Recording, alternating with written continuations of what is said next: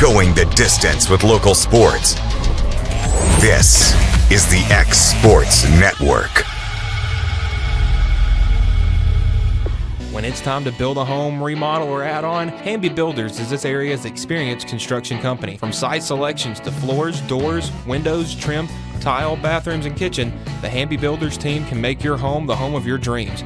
Hamby Builders is licensed and insured with over 20 years of experience in homes in Giles, Lawrence, Wayne, and Murray counties. Trust your home construction or light commercial project to the team with experience and integrity. Hamby Builders.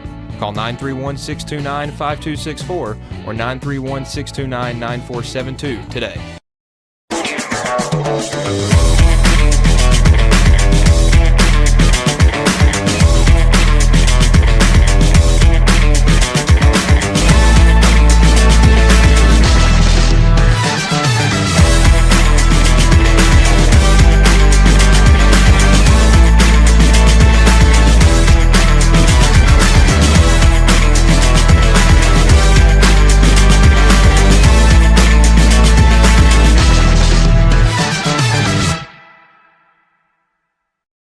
Bring your outdoor dreams to life at Loretto Nursery and Landscaping. This one-stop shop can help you get your project done from start to finish. Go see for yourself. They have a wide variety of plants, from tropicals to ferns and trees, plus hanging baskets. What they have to offer goes beyond what looks good. They also supply concrete, mulch, compost, and drainage culverts. Don't forget about their on-lot buildings and chicken coops. You think that's all? You can also stop by to fill up your propane tank. Loretto Nursery and Landscaping has you covered. Stop by 409 South Military Street. Nobody makes hauling more affordable than C&D Hauling. Serving southern Middle Tennessee and northern Alabama, they supply premium materials like asphalt, sand, gravel, and much more for whoever needs it, like contractors, builders, or homeowners. Call today for a free quote. Going the distance with local sports. This is the X Sports Network.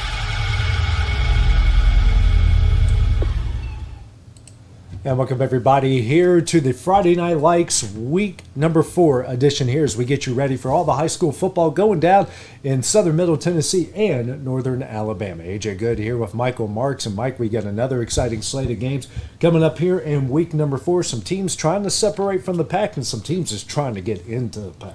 Yeah, I mean, obviously, we've seen varying levels of success from teams here in Lawrence County. Obviously, the Wildcats still undefeated, Summertown with that one loss, and Loretto trying to get in the win column. And looking at the slate, it looks like a good opportunity for all 3 of our in-county teams to pick up a win tonight. Yeah, let's start with the first one right across the way here. Lawrence County on the road at Spring Hill. Spring Hill at 0-2. Lawrence County at 3-0, and they're county champs and cowbell champs for the first time ever that we can think of, unless people know of another time off the top of their heads. I'm sure they've done it in basketball, baseball, and some of the other sports, but. Wow, what a great first 3 weeks for this Lawrence County team to start off the year at. Yeah, honestly, came in with, they didn't know what to expect. It was a first-year head coach for the first time in a long time, so it was going to be a lot of change, and it seems that change has been very good. Obviously, it was a slow start for that first game at Summertown, but really ever since halftime of that game or late second quarter of that game, it has just been, kind of a head full of steam, just running through everybody, it feels like. Offensively, they've been great. Close to 400 yards total offense for every game so far this Lawrence County team has had. And, man, they just keep rolling. I mean, it just seems like every game, no matter what the competition is, whether it gets better, whether it gets slightly worse, they seem to rise to the occasion and above. Yeah, I said yesterday during our exports today that they honestly, it kind of felt like a lion almost, or a snake. They would kind of sit there and wait until their moment to strike, and once they did, it's over. And it's been that way in all 3 games. Yeah, they got the Spring Hill team tonight, 0-2. Hasn't looked that great. First-year head coach. Their quarterback's really good, Lionel Brooks, but this is going to be a challenge. It's almost a trap game. Region game is coming up. Your first one against Columbia on the road next week. You certainly don't want a letdown going into that. Yeah, and Spring Hill's obviously had a rough season, but they've played 2 very good teams coming in, Summit and Richland, and obviously their game last Friday was rained out, due to the bad weather. So, they've almost pretty much had 2 weeks to prepare for Lawrence County, which does bode well for them, but I do think that the Wildcats, they play like a team that doesn't look ahead, so I think that they'll be ready for a good team this week. Well, speaking of the Wildcats, we were able to catch up with them earlier this week. Here's what they had to say. Hey, Garrett, obviously a big win that you guys had here the other night, and beating them for the first time in over a decade, and bringing the cowbell back here to Lawrenceburg. Yeah, listen, it's always a big game. It's always been a big game. I think it was at 61 times we've played now. That's almost double the age of most of our coaches on staff, and so it's been a long tradition for a long time, and it's always been a great game. Always a good, great crowd, and the cowbells add a mystique to it, that's kind of been going on for Mickey Dunn and through all the greats that have come through Lawrence County, and we're just fortunate that we made enough plays to come out with them on Friday night. So very happy. That was huge in our moral, and going on to district and going in with a big lead and going in 3-0. It's been a while. 5 touchdowns, over 300 yards total offense. What a night. You were pretty locked in there. Yeah, I had a lot of help with Zacchaeus on the screen passes with those yards. Moving on to Spring Hill, and obviously it's a new week. You can't celebrate too long, and then now you got another challenge on Friday night. Right. Yeah. We're tickled where we're at. It's as good as we can be as far as record goes. But we've got some things to clean up. We've got some things that we need to work on. And Spring Hill brings a different challenge. And that's what I told our guys and our coaches this weekend. Every team we play every week can beat you. And if you don't have that mentality, if that's not what you're thinking, if you go in thinking that you're better than this team or better than this, you're going to get beat. I've seen it too many times. We've seen it in college football. We've seen it in pro football. You see it in Pee Wee football. I mean, it doesn't matter if you think you've won the game before you played the game, then you're in trouble. That other team's got a better chance. And our guys, I feel like they believe that. We've had a good couple of days here this weekend, and we'll see how Tuesday and Wednesday. We need to have a good day tomorrow. We need to have a good day Wednesday, and then we'll come back Friday and see if we can get a hold of them Raiders up there in Spring Hill. I think we're just going to stay the same mindset, going into it prepared, watching a lot of film, and try to go beat them. How quickly you guys move on from Friday, knowing that you got 7 more games after that? We moved on today. I mean, we celebrated over the weekend and then started watching film, moved on to Spring Hill quick. What's it going to take to get a win there on Friday night? Well, their quarterback is pretty tough. They do a really good job of mixing it up and moving guys around, and a lot of smokes and mirrors to get him a lot of different looks. He's going to be a great challenge. He actually, last game they played, he took a kickoff return back to the piece, and so a lot of times you don't see that. You don't see the quarterback being the kickoff return guy and being that explosive. But he's explosive. They've got several guys that on defense that fly around and do some really good things. Their defensive coordinator, offensive coordinators are young guys, so they got a lot of energy, and they bring it. And I know they're going to have a lot of energy up there at home. I think it's their homecoming, which is great for us. And nothing like spoiling somebody's homecoming. That's a great. We still love doing that. I think the first homecoming ever was awesome to be spoiled, and we look forward to this spoiling their homecoming this week, hopefully.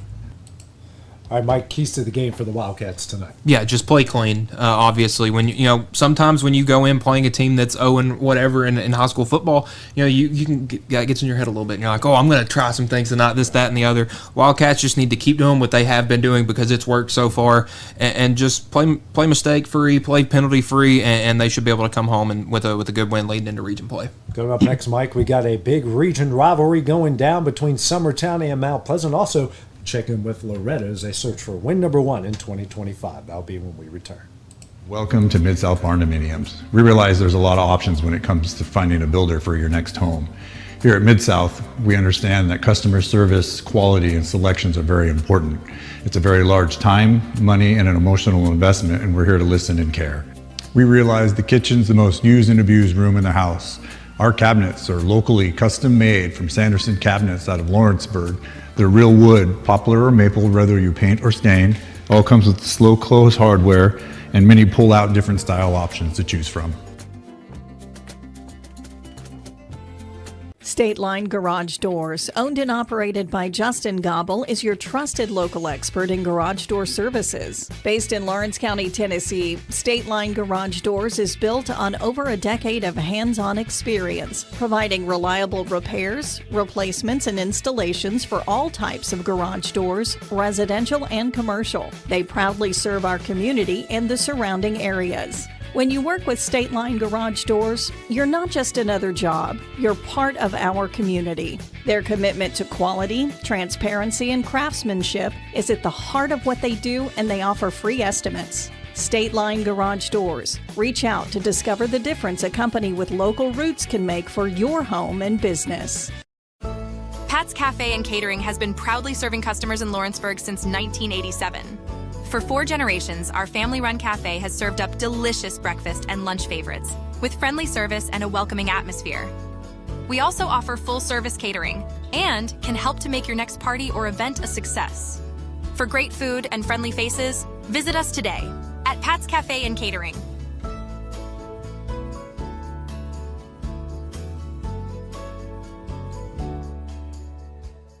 Working with Gina was great because she really knows this area. I gave her the specifications of what I was looking for, and she took me right to my forever home. I met Gina when she sold my son's home within 5 days after it hit the market. With my home, from the day the sign hit the yard to the day we signed the papers, Gina was there every step of the way. Her involvement in the sale of my home was the best decision that I made. We never felt like Gina was pushing us to make a deal with a buyer. She knew what we wanted, and she worked diligently to get us the best offer for our properties. Working hard for my clients to make their dreams come true. Let me work for you.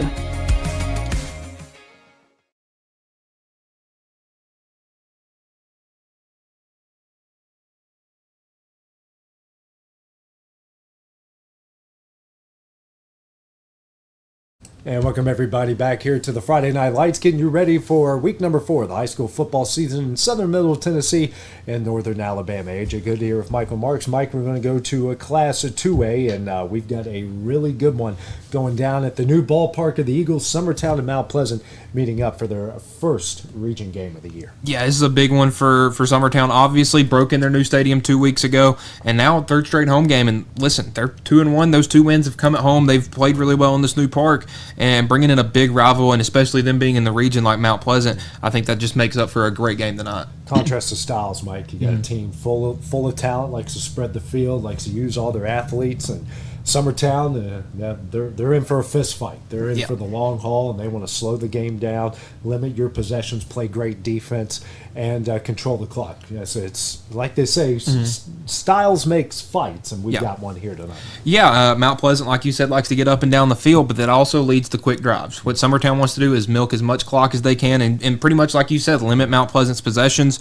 And you look, the most points scored in a Summertown game all year was this last Friday against Cascade when they combined for 44 points. Yeah. So points are going to be at a premium. In Mount Pleasant, I would like to see, if there's a moment where they get down, how they respond. Because obviously the way Summertown likes to play, if they get ahead, it's hard to come back. Summertown 2-0 in their brand new ballpark. Let's hear what the Eagles have to say going into week number 4.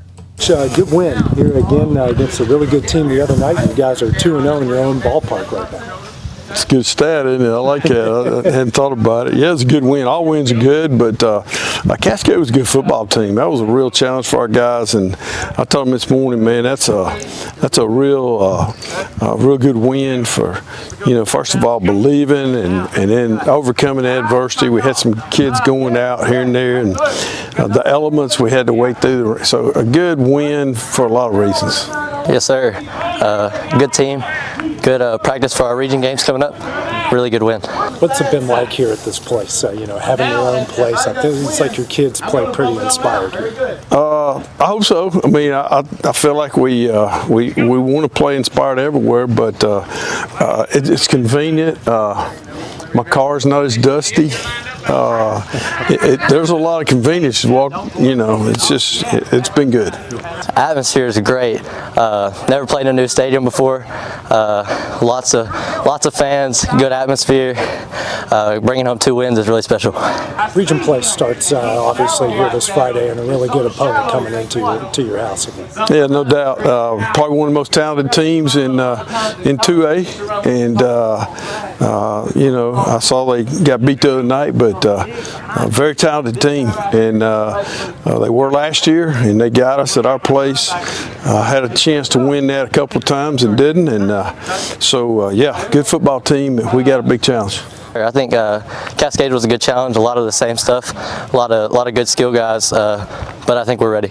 Again, another one of a tough schedule. What it's been so far, knowing the teams you play and then you add them to it to start the region, it hasn't been an easy slate for you guys. Well, I mean, life sometimes we talk about all the time. We want to do hard and not easy, and I think simple things in life. When the alarm goes off in the morning, you can slam the alarm and lay there, or you can get up, and so we want to take pride in doing the hard things, and we didn't have any control. The state set the region schedule, so it is what it is, and we just, our job now is just play them one at a time and try to get better. Yes, sir.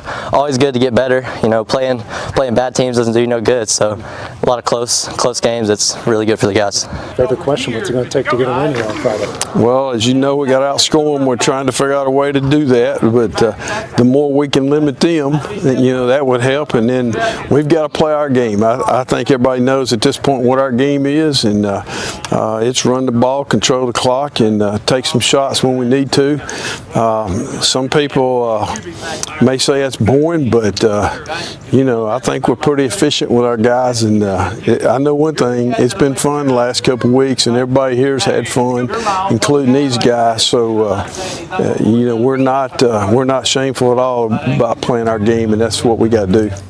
So obviously Summertown tonight, Mike, is looking for a ball control game. I mean, look, numbers wise, don't have a ton on this roster, but what they do have is really, really stinking good. Yeah, and they're gritty too. And I'd take a gritty team over a team with skill any day, especially the way Summertown likes to play. They want to punch you in the mouth, and with Mount Pleasant, they kind of got their fair share of that last week with Forest. I think that would prepare them well for Summertown. But I'm gonna go with the Eagles tonight. Yeah. Well, speaking of Mount Pleasant, let's see what they have to say going into this big rivalry matchup on Friday. I know the other weekend, I guess you can say, didn't go the way you guys planned, but a lot of good stuff from you guys there the other Friday and Saturday. Yeah, no doubt. We didn't get the outcome we wanted, but we knew it was going to be a tough game versus a good Forest program. Really special player there. They got it running back, and tough quarterback and big offensive line. But we learned a lot about ourselves. Throughout that game, playing good competition. I think you normally learn more from those situations than blowout games. But it's a pretty bizarre night, with the weather and everything like that. It was just quite an experience I've never had before. I mean, honestly, I learned I wouldn't want to be in that type of battle with anybody else. Obviously, it was a tough game. A lot of lightning delays and stuff, and it kind of threw off our momentum at the end, but it doesn't define us as a team at all. Like you mentioned, good competition. It's only going to make you guys better in the long run. Yeah, no doubt. Non-region game, everybody wants to, be perfect and go undefeated. But if you play good people all the time, that's probably not going to happen. We got to correct the mistakes, that we had. We definitely had enough mistakes to correct and win the game, if we had done those things better. But, we got to learn from it and move on, put it behind us because we have a huge region game this week. Obviously, it was a good competition. It definitely prepares us this week. Summertown's always a good game. Last year it was a close one for sure. You mentioned big region game, starting region play, and having to go to Summertown. Yeah, no doubt. I feel like we play there every year. But no, it's a great school, great program, great coaches and players. They're off to a good start. The kids play really hard. It's always a battle each and every year. Last year was an unbelievable game. And I wouldn't expect anything different this year. Just expecting to, prepare best we can, come out with the win, play tough football, but we need to work on penalties for sure. Like you mentioned, it seems like every time you two get together, this is a down to the wire type of game. Yeah, no doubt. It was been down to the wire most of the time, and I mean last year was crazy with overtime, and I think both teams snapped it over the punter's head, and both punters still got the punt off, and it was just crazy and intense, and it's kind of a little rivalry, being so close to each other.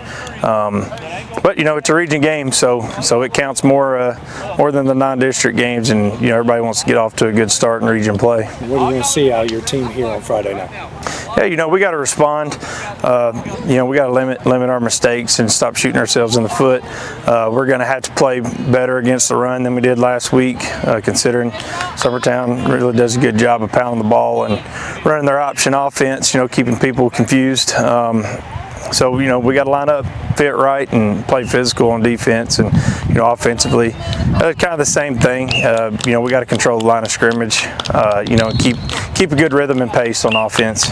We definitely want to get up in the region rankings. We want to get wins, stay away from losses, stay away from, dumb mistakes, try and be the best team we can.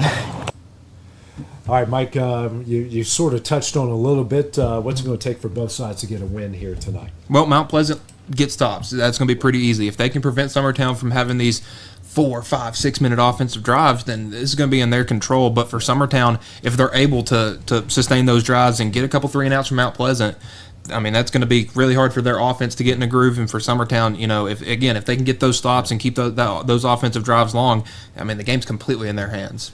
All right, let's take a look at Loretto. Mike, still looking for the first win in 2025 and of the Bryce Glass era, but they got a pretty good chance of doing that tonight. Yeah, traveling out to Scotts Hill, your first road test for the season, first region game on the road, and it's a good opponent to have. Scotts Hill's obviously had a rough go of it this season, as has Loretto. So I think it provides a good matchup for these two teams, and see who can get on the board. Absolutely, and this is a good stretch. This game. You got Collinwood, who's 1-2, and then you got Decatur Riverside a little bit down. They're sitting at 0-3. This could be a really good stretch for this team with a couple region games to get that confidence back. Yeah, and that would be huge. It's obviously 3 road games, which is difficult, but if they can get a couple of those wins, I mean, you're looking at at that point, if they do rattle off 3 straight wins, a 3-3 team at home versus Summertown for homecoming, which would be a huge atmosphere. Absolutely. Well, let's see what the Mustangs have to say going into week number 4. All right, Bryce, I know the night here didn't go out you guys wanted, but what kind of positives do you take from that? We were a lot better on offense than we had been. Moved the ball, had some success. Just got cut down on mistakes, and mistakes don't win football games. So we just got cut back on them and keep going. I think we had some good running spells right there. We played good defense in the first half, and we really stayed together for most of the game, but we just ended up falling short. See your team growing as these games go along? Yeah, absolutely. I mean, we're showing progress. I mean, with a young team and an inexperienced team, that's what you got to look for, is small pluses to keep on going, and we're doing a good job. They're doing all right. Line's blocking harder, receivers are running faster, and our reads are just getting a whole lot better, especially on defense. Got another region game coming up here. Got them to go visit Scotts Hill here on Friday night. Yeah, looking forward to it. They got some young guys too. They're a young team. Looking at their roster, so should be a good game. Looking at the stretch of games, you feel like this is a kind of a good time for you guys to get on the right track here and get some confidence? Absolutely. These next 2 are big, especially going into Riverside. Their win-loss is not very good, but I mean, you know what you're going to get when you go over there. They're a good football team. So these 2 games are important for us to get going on the right track. Very important. The next 2, well, it's mostly important just because it's the next game, but these next 2 games we got to win. What do you want to see out of your team on the road there on Friday? Man, we got to keep competing. That's been my message since day one, is with a young team, with an inexperienced team, you got to compete every play. And I gave them the analogy the other day, we're splashing. We show splashes of good plays, but in positive plays, we got to become more consistent. So. All right, Mike, keys to the game for the Mustangs here tonight. Again, win the turnover battle. They've struggled with that the past couple of weeks. And try to have a balanced offense. I mean, we've seen, in week 1, they tried to throw the ball a lot. And they saw some success with that. Last week, ran the ball a little bit more, didn't throw it as much, didn't see as much success. So, try to have a balanced offense and get a couple of stops. Have a couple of drives where your offense looks good and your defense looks good, not one or the other. And I think they can come out with a good region win. All right, Mike, well, coming up next here, we're going to check in with Class Single A in the state of Tennessee, Wayne County, Collinwood, and Richland. Also take a look at our Alabama game of the week as Decatur visits Muscle Shoals. Here at Fields & Brown Barbershop, legacy means a lot. We're trying to fill big shoes left by my 2 uncles and my grandfather, where every haircut came with conversation and every customer left a little taller than when they walked in. The barbershop is about pride. It's about knowing your barber knows your name and your story. Come see us at Fields & Brown Barbershop, where tradition never goes out of style. 3 generations, 1 legacy, your barbershop.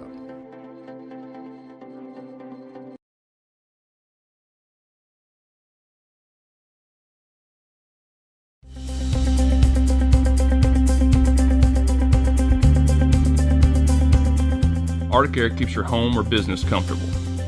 For more than 20 years, we've provided outstanding residential and commercial services through southern Middle Tennessee. Whether you need assistance with your heat, air conditioning, preventive maintenance, or anything in between, trust our reliable team to get the job done. We'll take the time to figure out your specific needs and recommend what we believe is right and best for your situation.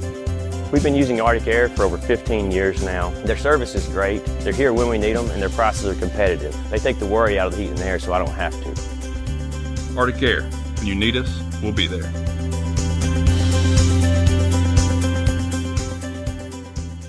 Financial advisor Scott Beasley knows time spent with family is everything. As a founder of Beasley Wealth Management, his mission is to give clients the freedom to enjoy time with family without the burden of financial concerns. A local of Lawrenceburg, Scott deeply values building relationships with clients, ensuring they make informed decisions concerning asset management, tax planning, and retirement planning. Offering a free initial consultation, Beasley Wealth Management helps clients pursue their aspirations. A local law firm respected throughout the state. Generations of clients have turned to Boston, Holt, and Durham since 1948. We assist individuals and businesses with their legal needs, including real estate, property closings, personal injury, employment discrimination, and family law. Our clients get the personal attention and convenience of a hometown law firm with the resources and ability to handle any case. Come see us at Boston, Holt, and Durham. Going the distance with local sports. This is the X Sports Network. And welcome back here to the Friday Night Lights, the Week 4 edition, getting you ready for high school football across southern Middle Tennessee and northern Alabama. Mike, we go to Class A. Wayne County back in action tonight against Houston County and the Wildcats after winning a really good game against Richland in week number 1. Falling off here in back-to-back weeks, Summertown and Summertown and McNairy Central. McNairy Central. Almost got them and Richland mixed up there. But them and McNairy Central. The offense kind of came alive there at the end of that game against McNairy Central. And Wildcats trying to get back on board here tonight. Yeah, and you know, Houston County's another team that week 1 looked really good and then has kind of fallen off the last 2 weeks. So, you know, it's a good opportunity for Wayne County to get back back online. And, you know, they faced 2 good teams. Summertown and McNairy Central are going to be tough opponents, but they got a good Houston County team coming in. But I think with their play style, they'll be able to control the tempo of this game. Yeah, staying in Wayne County, Collinwood back in home tonight, taking on Franklin Christian. They got their first win of the year. Speaking of Scottsdale, they went to Scottsdale, shut them out 23-0, and they got a chance here for back-to-back wins, but Franklin Christian, no slouch at all. Yeah, if you just take 1 and 2 weeks 1 and 2 out of the book for Collinwood, I mean they're confident. 23-0 win over Scottsdale on the road, and then you get to come back home against a Franklin Christian team that has won 2 straight games against some tough opponents. But I think it'll be a good matchup, and Collinwood's a physical team, so this would fare well for them. Absolutely, and Richland getting another chance back here tonight. And checking on who they're playing. At Huntland. So, yeah, I knew it was a region game, but they got Huntland tonight, and that's going to be a big one for them. They've got a really tough region. Huntland, you never know. That's not an easy place to play. A lot of good teams have gone there and lost, and the Raiders certainly got a big task on their hands here tonight. Yeah, and I think Richland is prepared for region play excellently well. Obviously, there was a tough week 1 loss to Wayne County, and they're an old rival, but they play at a 4A team, Spring Hill. They play a 3A team in White House Heritage. Take 2 big wins there, leads you into a region play against Huntland, who's coming off a big win against Community. But I just think with Richland and their physicality, their toughness, and obviously their skill position players, that they just a bit too much for Huntland tonight. they're beating a 4A team. They're beating a 3A team. I mean, they should fare well in 1A. Yeah, they should. I mean, this team is tough, and they might have the best freshman quarterback in the state. That kid can be very well. It's going to be a lot of fun. Now let's go over state lines to the state of Alabama. Big one tonight. Muscle Shoals off to a great start. Decatur coming to town. Yeah, obviously 2 region foes. Decatur having a down year, 0-3, but they've had a very tough schedule with Jasper, Austin, and Buckhorn. But Muscle Shoals just looked dominant. Obviously they had Gadsden City come in there week 1. You had that game, and it's a dominant. Took down Florence pretty easily, and so Muscle Shoals 3-0 is looking really good. They look back to the Muscle Shoals teams we saw a couple years ago that were making state finals, state semifinals. D1 players all across the board. Yeah, and it looks like they're back to that, and should be able to handle the Decatur tonight. Should be a lot of fun. Well, Mike, kickoff for all of our games coming up here in a few minutes, and don't forget to check out all the highlights going down tonight on the final score. So for Michael Marks, I'm AJ Good. We'll see you later today. He'll be at Scotts Hill. I'll be at Spring Hill. You guys have a good evening and enjoy some great football all across our area. Going the distance with local sports. This is the X Sports Network.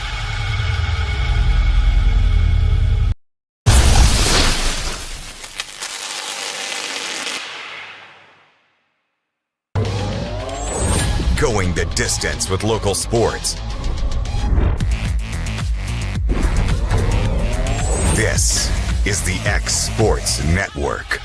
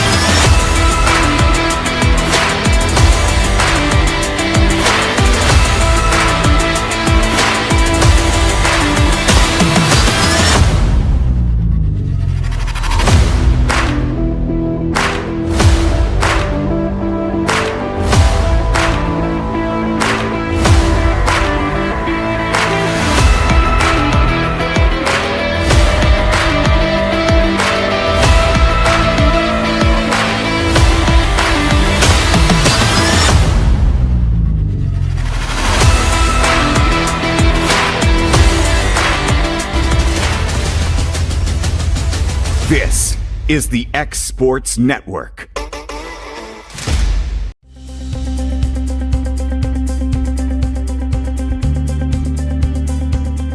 Arctic Air keeps your home or business comfortable.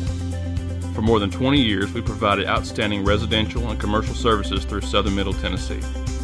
Whether you need assistance with your heat, air conditioning, preventive maintenance, or anything in between, trust our reliable team to get the job done. We'll take the time to figure out your specific needs and recommend what we believe is right and best for your situation. We've been using Arctic Air for over 15 years now. Their service is great, they're here when we need them, and their prices are competitive. They take the worry out of the heat and air so I don't have to. Arctic Air, when you need us, we'll be there.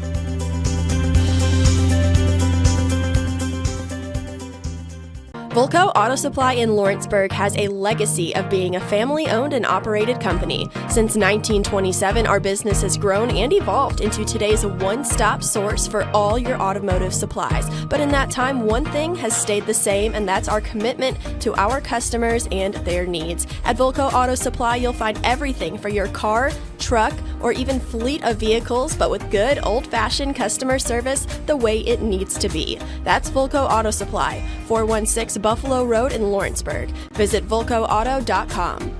For over 50 years, Southern Tennessee Regional Health System Lawrenceburg has been a cornerstone of care in Lawrence County. From cardiology to orthopedics, general surgery, primary care, and women's health, we offer compassionate expert care close to home. Our ER is now stronger than ever with more providers, chest pain accreditation, and our newest Joint Commission stroke accreditation because every second matters. Generations have trusted us for compassionate care and medical excellence. Faster, trusted, accredited. Emergency care with hometown heart. LUS is committed to our customers, from providing and maintaining energy-efficient utility services to friendly, helpful customer service. LUS is there. At LUS, we're always challenging everything we know, every day. We strive to improve efficiency and reliability while focusing on our responsibility to our customers and the community. It's our promise to provide dependable service to our customers every time. Because we don't just work in Lawrence County, we live here too.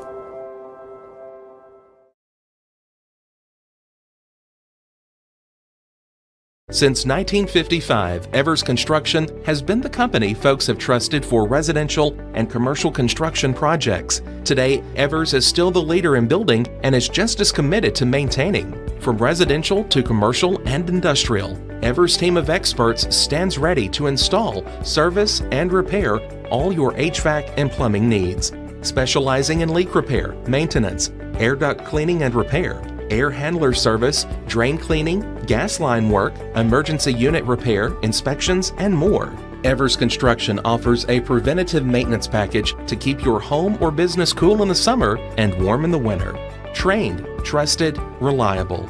For more information or to schedule an appointment with the pros who know, phone 931-762-3593 or visit eversconstructionco.com. Evers Construction Company in Lawrenceburg, Tennessee.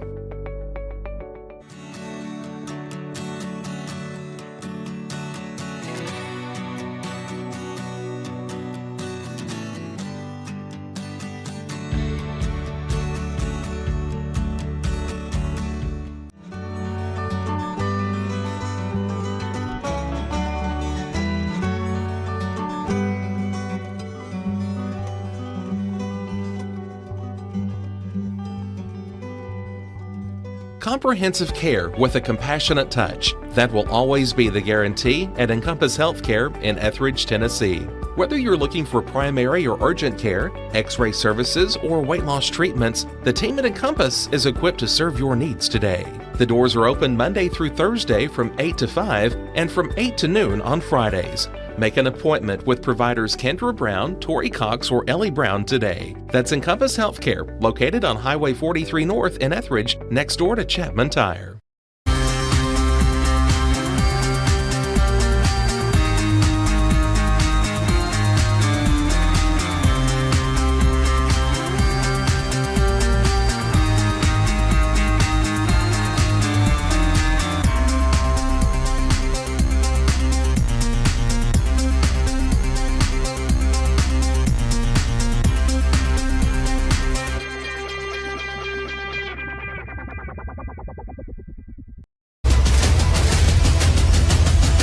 This is the X Sports Network. And welcome everybody out here to Scotts Hill, Tennessee Lions Stadium here at Scotts Hill High School, the site for your Friday night football action here on the X Sports Network. Michael Marks bringing you Loretto Mustangs football as your Mustangs have headed on the road for their first region road game here to take on the Lions of Scotts Hill. Both these teams have had a rough start to 2025. We'll go over the Mustangs first. 0-3 on the season with a Week 1 loss to Cornersville, Week 2 loss to Lawrence County, and a Week 3 loss to Lewis County. Mustangs looking to get back on the right track, as well as Scotts Hill, who has started their season 0-3 as well, with an opening week loss to Hollow Rock Brewston, a Week 2 loss at Perry County, and a Week 3 loss at the hands of Collinwood. Now, both these teams do have one more thing in common, and that is they've struggled to put some points on the board here recently. Both teams have gone scoreless in their last two efforts, so would love to put some points on the board and head back home with a victory. This will be the first road game under the Bryce Glass era, as he's looking to pick up win number 1. And we'll meet your captains. Starting off first for the Mustangs, going from left to right, number 62, that is Hunter Bearden. Number 3, Jack Boyd. Number 8, John Hanna. And number 45, Logan Long. And we'll go over to Scotts Hill. Starting off for Scotts Hill, number 67, that is David Whitaker. I believe that is number 60. I think that's actually 55, pardon. That is Marco Pedraza. And then number 8, Mason Hanna. And number 67, David Whitaker. Region 5 2A action. About to open up here. This is Scotts Hill's first region game of the season. Would love to go 1-0 in region play. Also in action tonight across the region,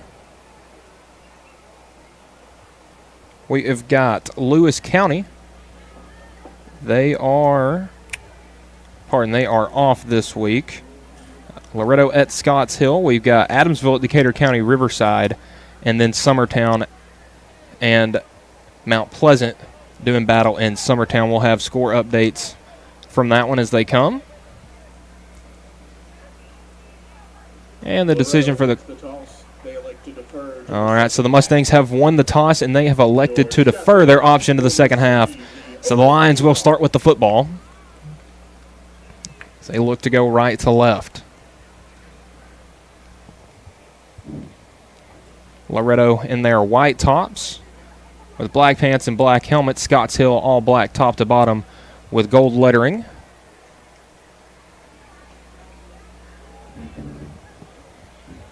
As we wait for our teams to make their entrances.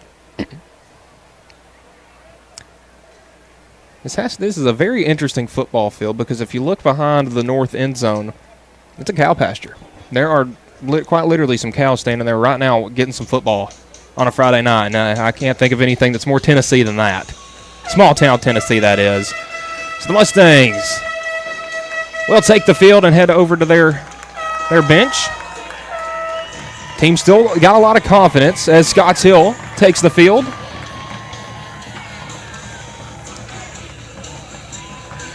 As both teams get ready to start their region action. So real quick before we get everything started, we'll take a quick break for a 30-second ad. You're watching Mustangs football here on the X Sports Network.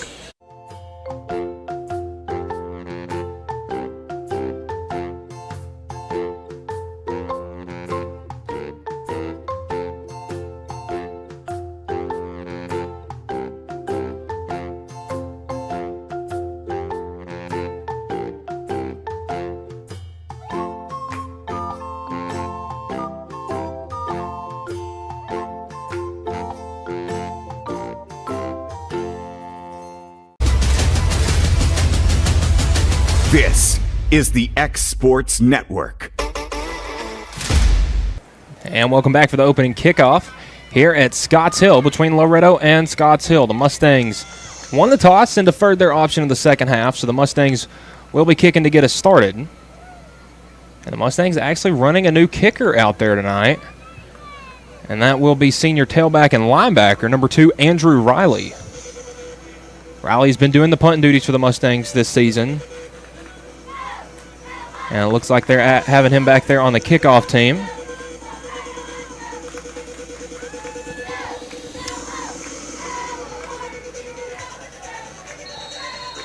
And we got the whistle. Riley sets his troops, and we are underway here in Scotts Hill. That one will be fielded at the 35, and following on it will be number 28, Darson McCombs, the senior corner and receiver.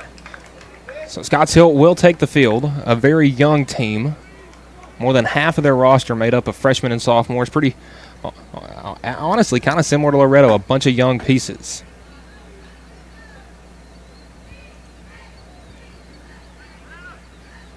So we'll see what Scotts Hill comes out in offensively. A team that's only scored one touchdown this year, 6 points. And in at quarterback, that is number 6, looks like Avery Holmes will be the quarterback. He's got 2 receivers to his near side, one to the left. And it looks like a handoff on first down to Colton Clark, the junior fullback. And he'll be stopped short gain. They're going to give him about 1.5 yards out to the 36, 37-yard line. So that'll bring up second down, and I believe they gave him the 36. No, they did give him the 37, so that'll bring up second down and 8 for the Lions. Mustangs defense, everybody within 6 to 10 yards of the line of scrimmage.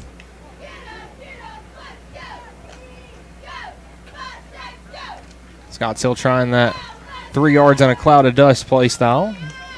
Now twin receivers to the top, one to the bottom. Snap, and that's going to be a keeper for Holmes, and he's going to go around the right side, and what a tackle. Right there, number 8, John Hanna, the senior linebacker, in there on the stop. A loss of about 4 right there. It's going to bring up second down and They gave him the line of scrimmage back, so we'll say third down and 11 right here.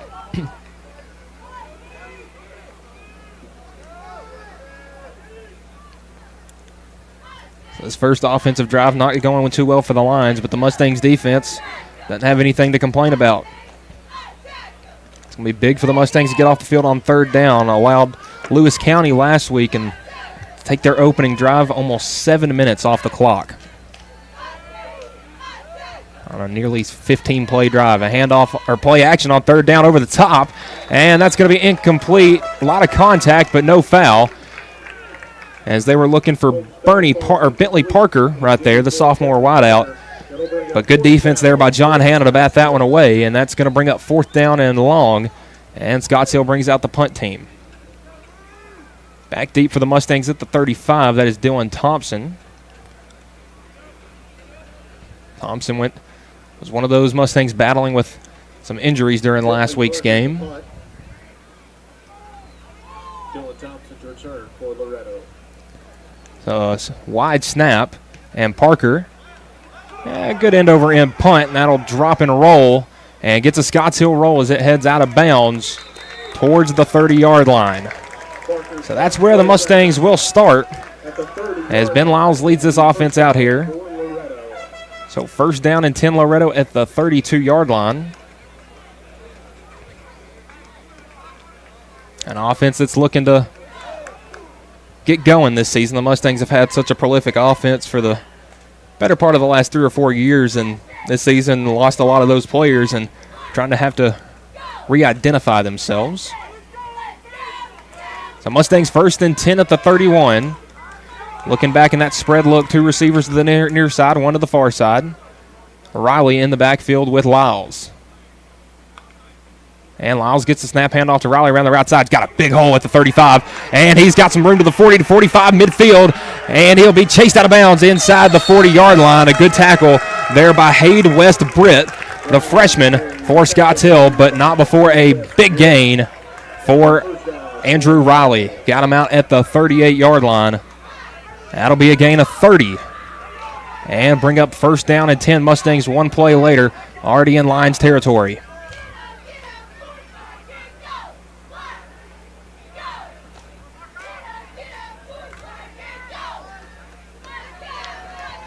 Mustangs similar formation, 2 receivers to the top side, 1 here to the near side.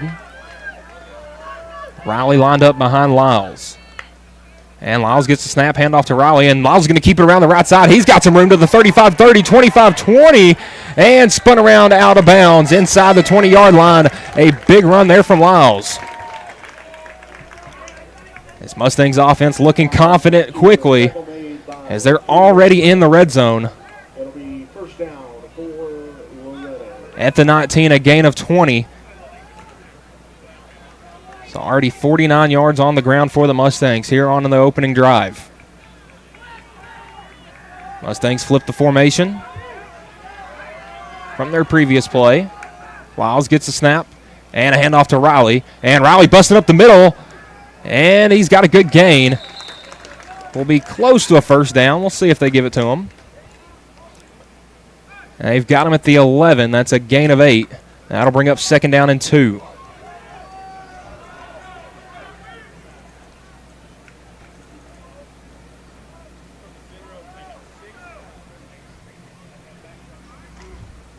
And offense out of the huddle, and they have looked really good on the opening drive here against Scotts Hill, pardon. Lyles in the shotgun.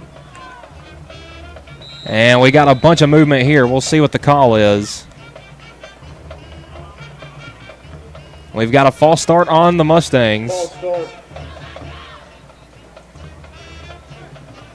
that'll back them up 5 yards. Or pardon, they've changed it to an encroachment on Scotts Hill. Or no, it is a false start on Loretto. So that'll back them up 5 yards. Second down and 7. Coming up from the 16-yard line.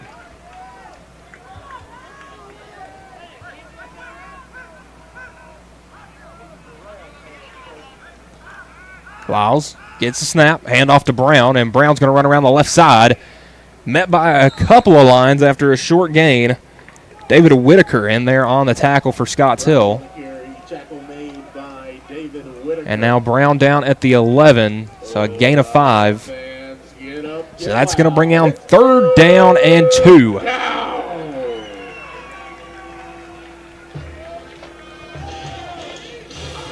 The Mustangs need the 9-yard line, and it'll set them up in a goal-to-go situation. Lyles in the shotgun, Riley behind him. They've brought the receivers in, and a high handoff. Riley breaks the tackle, and he's going to cut up field, and he will have just enough for the first down, maybe an extra yard out to the 8. And that will be enough for a Mustangs first down. Mustangs now in a goal-to-go situation at the 8-yard line, looking to punch one in the end zone on their first drive.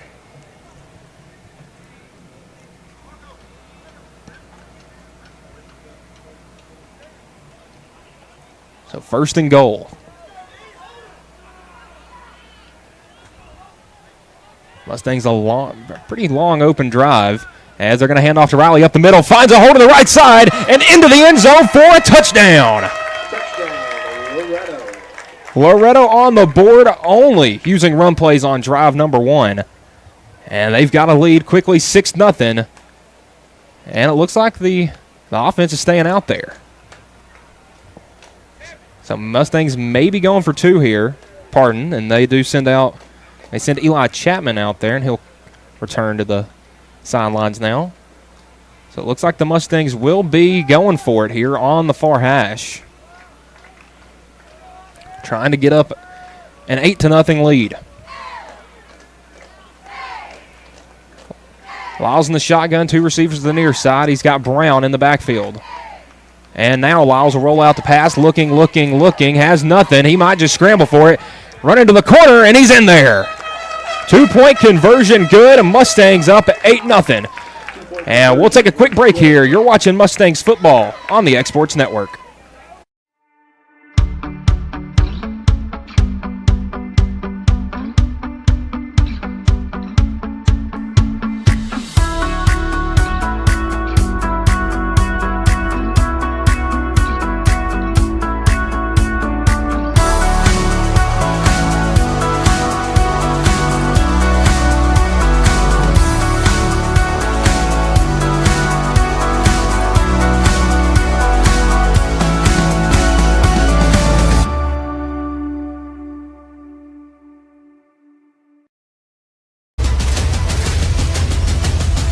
This is the X Sports Network. Loretto goes 6 plays, 68 yards, and are on the board after drive number 1 as they lead Scotts Hill 8-0. Michael Marks here bringing you Mustangs football here on a gorgeous Friday night here in Scotts Hill, Tennessee. Here at Lions Stadium, Riley sets his troops and is ready. And another little short kick. Could be an onside kick. It went 10 yards, but will go out of bounds. Mustangs may have had a chance to drop on it there. John Hanna and Nate Tucker in the area, but it will skip out of bounds before they can make a play. And Scotts Hill will have good field position to start this one at the 45-yard line.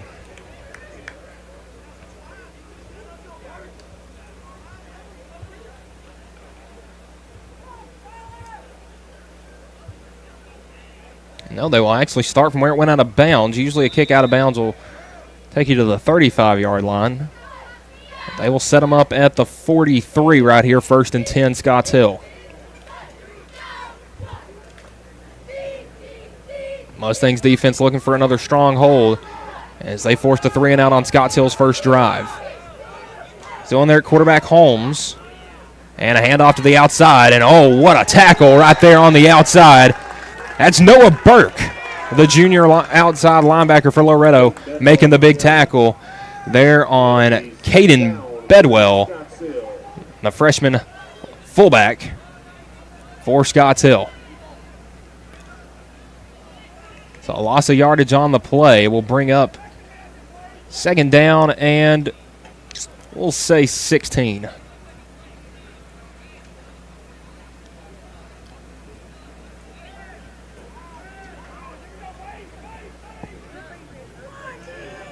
Holmes in the shotgun, gets the snap, and he's going to roll out to his right side. Looks like a design to No, he is going to throw over his head. Was looking for Hayde West Britt, but good defense there. Looks like John Hanna there on the pass coverage. And Hanna has made a couple of big plays here early. So 3rd and 17 coming up for Scotts Hill. So far this Friday night has not gone the Lions' way, as this Mustangs defense looks like a complete new team. They're just playing all kinds of confidence and aggressiveness here in week number 4.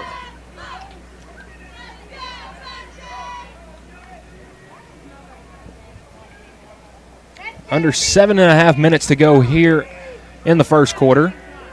Mustangs looking for a big 3rd down stop here on 3rd and 17. A man in motion, and it looks like a little option play, and they do flip it to Britt, and tackled in the backfield. Hanley Thornton right there, and that'll be a loss of about 3. They'll have them at the 33, 4th down and 20. 4th down for Scotts Hill. So Scotts Hill goes backwards on drive number 2, as they've sent the punt team out. And back to return is Dylan Thompson. Thompson, no return on the first punt.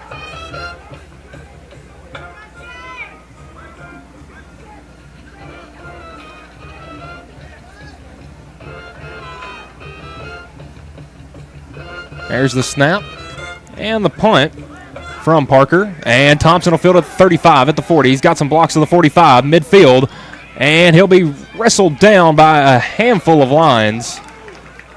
A den of them, if you will, around the 48-yard line. Mustangs in their own territory to start drive number 2. It'll be 1st down for Loretto. On the tackle there, Mason Hanna for Scotts Hill. So they'll set him up at the 47-yard line.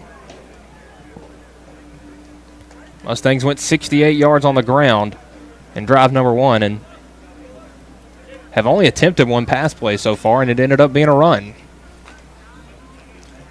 So Lyles in the shotgun. 2 receivers to the near side, 1 to the top of the formation. He's got Brown behind him. And Lyles will roll out, fires. He's got Thompson at the 45 and will be thrown down. What a big tackle right there for number 8, Mason Hanna. It'll bring up 2nd down for Loretto. So 2nd down and about 5. We'll say 6 or 7 actually right there. Got him at the 44-yard line. Chapman in the backfield now for the Mustangs. We've seen him have some big runs here early in the season. Lyles gets the snap and a handoff, a stretch play to Chapman. Chapman's at the 45 to the 40. We've got a flag down on the play, but Chapman still running down the sidelines, or he'll get knocked out around the 30. But it looks like this one's coming back. Chapman on the carry, knocked out of bounds by Hayde West Britt. Britt Penalty marker. shoved Chapman out of bounds. And this one will be holding on Loretto. And a 13-yard run is now going to end up being about a 10-yard loss. So they'll back him up from the 43 of Scotts Hill now to the 46 of Loretto. So 2nd 17 now for the Mustangs. We're over halfway through this first quarter. Mustangs going to need a big play to try to make this a 3rd and manageable. Chapman still in the backfield. 1 receiver to the top of the screen, 2 to the near side. 3 down lineman for Scotts Hill. The snap, play action. And Lyles looking up, throwing it down the sideline. He's got a man, Bennett, and that's caught! Braden Bennett. What a catch out of bounds, a 1st down. They got him down at the 24.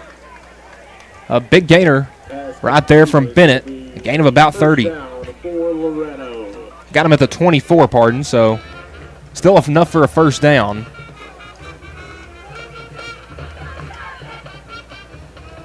So a 28-yard pass play from Lyles to Bennett sets the Mustangs up 1st and 10.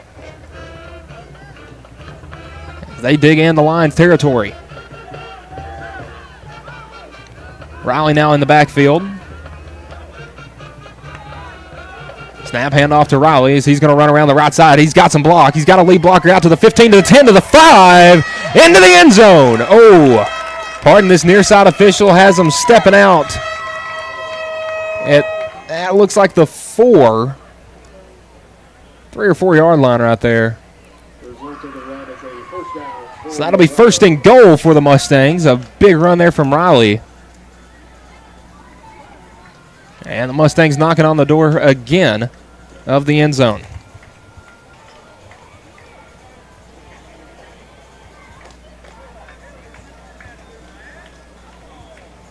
Fourth play of the drive coming up.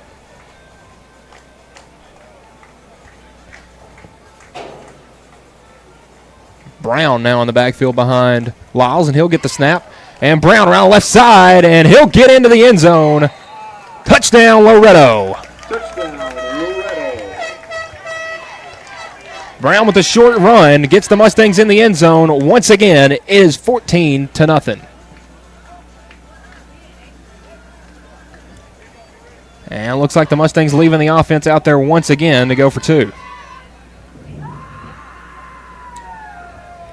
Brown gets the touchdown, and he'll come off for the 2-point conversion.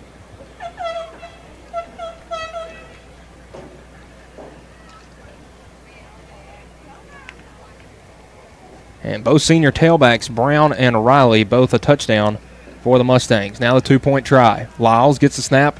Looks like he's handing off, and Riley will be thrown down. Or pardon, that was Chapman right there, thrown down short. So 2-point conversion, no good. Our score's 14-0. Loretto leads. We'll be back in a minute. You're watching the X Sports Network. Let me tell you about a place that has it all for your home, bedroom, kitchen, lawn, and more. It's a home-owned and home-operated business that's been around for over 70 years, so you know they're doing something right. At Swap and Shop Center in Lawrenceburg, you'll find top name brands for every room of your house, and top brands for the outside too. Looking for appliances, televisions, couches, safes, bedding, mowers, and well, the list goes on. So make the drive today to 824 North Military Avenue in Lawrenceburg and be treated right. For the best meal from south of the border, head to Cocina Real and Puente Grande for lunch and dinner. With a wide array of mouth-watering entrees, there's something for everyone on the menu. And you can't forget the cheese dip. They'll treat you like family, and you'll never leave hungry. Make Cocina Real Mexican Restaurant and Puente Grande Mexican Restaurant your choice for authentic cuisine, located in Lawrenceburg, Tennessee. And we're back. Riley with the kick. And that'll be fielded around the 20-yard line by Hayde West Britt. And Britt getting to the outside, and he'll be brought down by a host of Mustangs, Braden Bennett. Or pardon, Vinny Veloz, actually, number 16 in there on the tackle. Mustangs offense working like a groove so far. Defense has probably done just as well. Scotts Hill, 6 plays, negative 13 yards so far.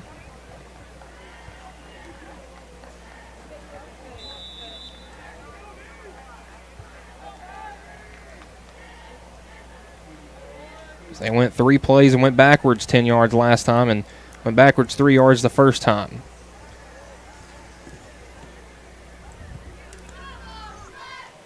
.507 to go here in the first quarter. As the sun's starting to set here out in West Tennessee. Looks like a twin back set now. Holmes still the quarterback. And looking, and he's got a pitch play. And a nice run right there by number 16, Bryce Boone. Bryce Boone on the run. The freshman. Tackle made by Hannah. It'll bring up second down for Scotts Hill. And second down and about 11 for Scotts Hill.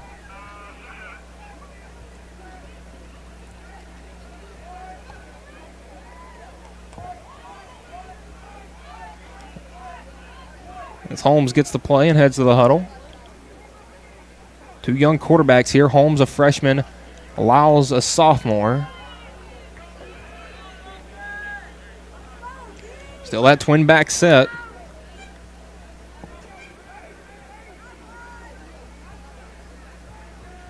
And the snap to Holmes. He's rolling around the right side looking. He'll fire. And, batted down there at the line. That one, Andrew Riley had a chance at that one. Penalty marker on the play. We do have a flag down on the play. We'll see what we got. Holding on the offense, so that'll back him up.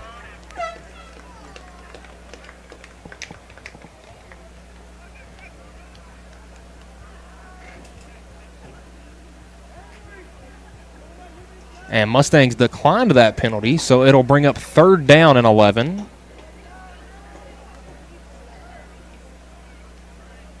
That is 3rd and 11 versus 2nd and 21, so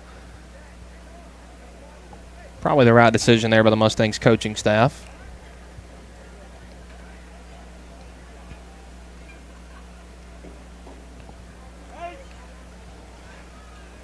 Out of the huddle are the Lions. A strong line. And running is Holmes around the right side. Puts down his shoulder, but runs into Logan Long. Short gain on the play. I'll say he got about 1 or 2 right there. 4th down for Scottsdale.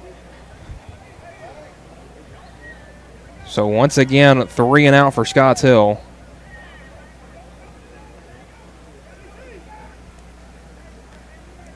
Back to punt once again is Parker. And back to return is Thompson. A little bit of a low snap, but Parker gets that away, and a good one. And fielded by Thompson at the 48. Looking around the right side, makes a move, gets a good block at the 45 to the 40, 35, 30, and he'll get pushed out of bounds. But a flag down on the play as Caden Bedwell pushes Thompson out of bounds. Looks like we're going to have a block in the back against Loretto. And that goes from a play starting, first play of the drive starting in the red zone to back on in your own territory. Block in the back on Loretto on the return. That penalty at the 48 of Scotts Hill.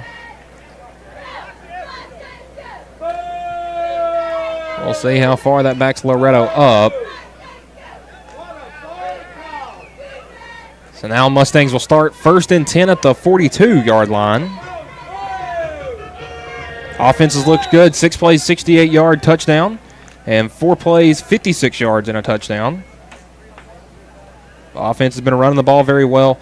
And most importantly, to this point, no turnovers. Caden Hagan, the freshman in the backfield, number 19. And he'll get the carry, running around the left side, following Colby Brown.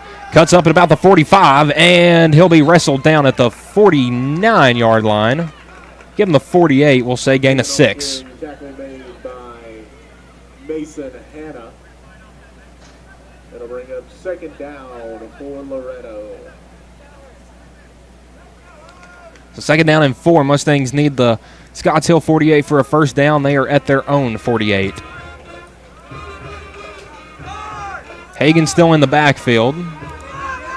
He's got Riley and Bennett, the receivers to the near side. Snap. Hand off Hagan around the right side. Cuts up field. And he's got midfield. Good blocks to the outside. 45-40. Here goes Hagan. 35-30. Cut back at the 35. He's still on his feet. 15-10. And wrestled down inside the 5-yard line. What a run by Caden Hagan. There is some laundry on the field. And it looks like this great run is going to be coming back as that's holding on Loretto.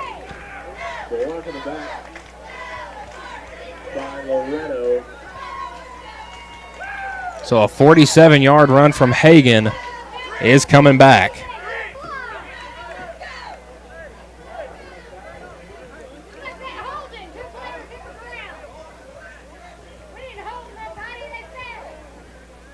So that'll back the Mustangs up to the 46-yard line. So not too detrimental of a loss there. Well, actually, they do have it marked at the 46. So that will be 2nd down and 6 now for Loretto.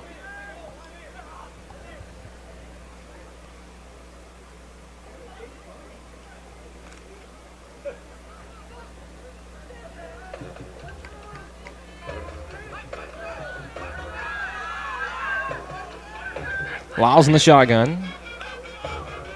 It's the snap, has Chapman as he hands it off to him in the backfield. Good block by Brown again. Here goes Chapman around on the outside. Still on his feet to the outside, and he is still on his feet. Juking men left and right, and he is finally taken down inside the 30-yard line. They've got him around the... Let's see where they got him marked. Looks like they got him at the 26 of Loretto, so a big gainer right there from Chapman, the sophomore tailback.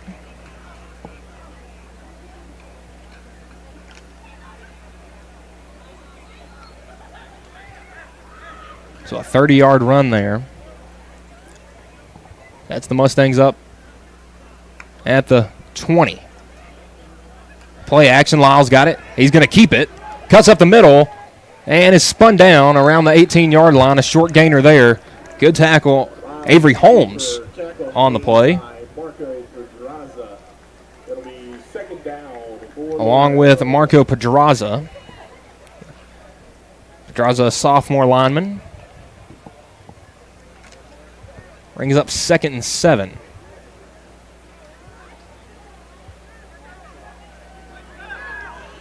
Lyles in the shotgun.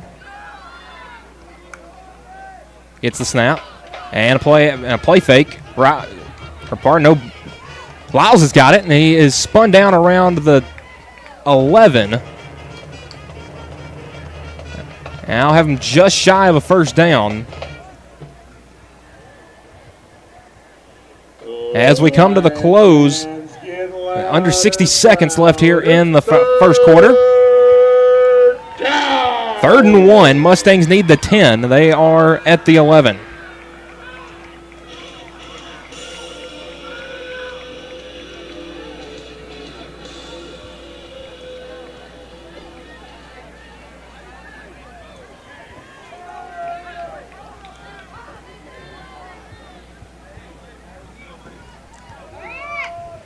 Lyles gets the snap, handoff to Riley. Riley around the left side. He's got a hole, and he is got enough for a first down. Did not make it to the end zone. They've got him at the 5, so that'll be a gain of 6.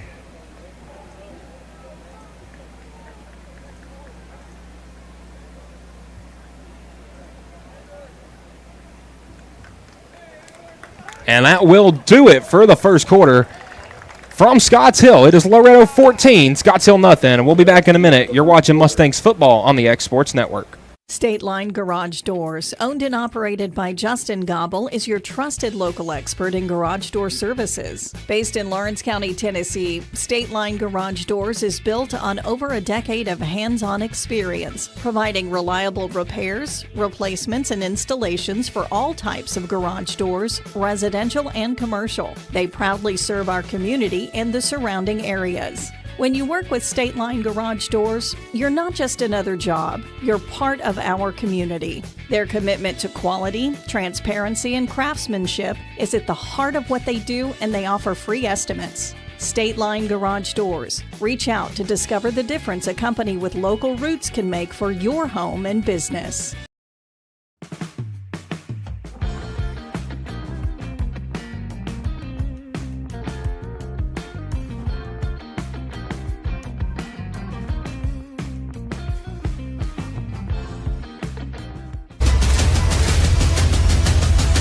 This is the X Sports Network. And welcome back to Scotts Hill. Michael Marks here, bringing you Mustangs football on the X Sports Network. In a first quarter, the Mustangs will want to remember 14 points on 2 scoring drives, down to the 5 right now with a chance to punch a 3rd touchdown in. Offenses looked great. Defenses looked great. As we'll get you some score updates from elsewhere on the X Sports Network. At Muscle Shoals right now, the Muscle Shoals leads Decatur 21-0. Mount Pleasant and Summertown, that one is still 0-0 early in the second quarter there. And then the game going on in Spring Hill, as Spring Hill and Lawrence County tied up at 0 after 1 there as well. So a lot of low scores here on this Friday night. The Mustangs have it first and goal at the 5. Looking to punch it in for the 3rd straight time. Lyles in at quarterback. He's got Brown behind him. Brown already won a rushing touchdown. Lyles calls out the linebacker, hands it off to Brown. Brown around the left side. Runs into a line of men, but hops over into the end zone. Touchdown, Loretto. Colby Brown once again gets the Mustangs into the end zone.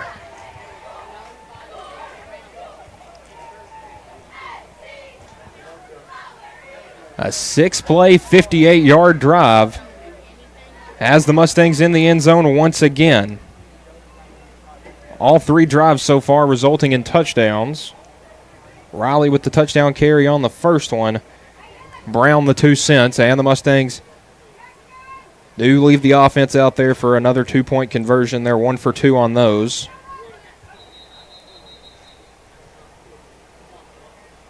We've got a little confusion here. And official blows his whistle. 11:14 to go. It's 20-0 Loretto lead. Lyles hands off. No, Lyles, I believe he kept it right there. And he's in. So the 2-point conversion is good. It is 22-0. Loretto with the lead. We'll be back in a minute here on the X Sports Network. Gifts and goodies galore await you at Miss Millie's in downtown Lawrenceburg. From brands you know and love, like E. Newton Jewelry and Tyler Diva Wash, to unique specialty gifts, you will find it all here. Whether you're looking for the perfect gift for someone you love or shopping for yourself, shopping local is the way to go. We have home goods, women's fashion and accessories, baby items, and lots of seasonal decorations. Our friendly staff will welcome you in, help you find what you need, and even package your gifts for you. Also, we can't forget to tell you about our popular bridal registry. Future brides can come and create their perfect registry with us. So stop by Miss Millie's today. We're located in the northeast corner of the square in downtown Lawrenceburg. This is the X Sports Network. A 6-play, 58-yard touchdown drive for the Mustangs. Along with the 2-point conversion, has them up 22-0. Riley with the short kick, fielded at around the 30. Oh, and a big hole around the right side. And breaking tackles down all the way into Mustang territory for the first time, and out at the 41. That was Caden Bedwell right there, the freshman fullback.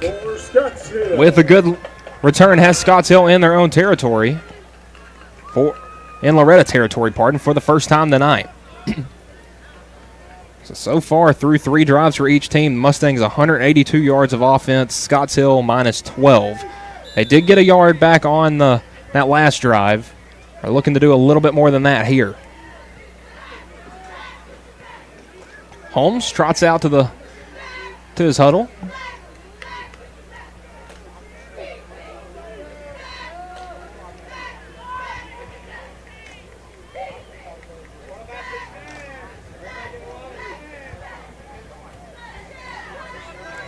So Holmes in the shotgun's got 2 receivers to the top of the screen, 1 to the bottom. 1 back with him as well. Play action. Oh, he got drilled as he let that one go. And that one will be incomplete. Looks like he may have been going for Hayde West Britt right there, but Hanley Thornton in there on protection. Mustangs brought the blitz right there, and it helped. That'll bring up 2nd down and 10 from the 42.5-yard line.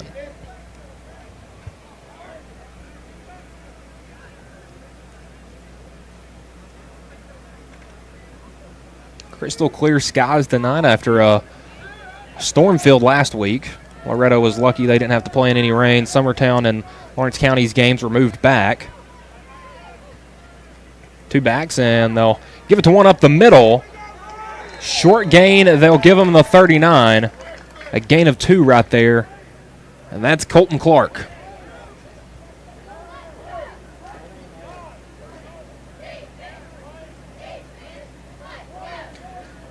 So that'll bring up 3rd and 8. So far, the best situation that Scotts Hill's been in on their own side of the 50.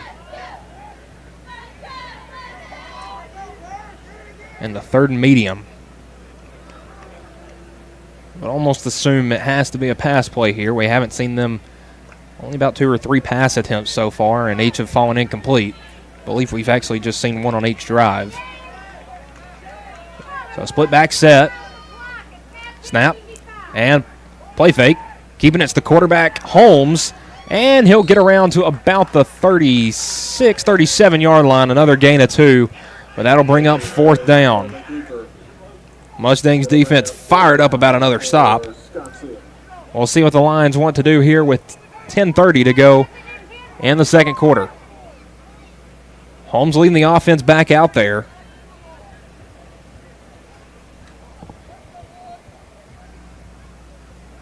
Got it at the 37, need the 32 for a first down.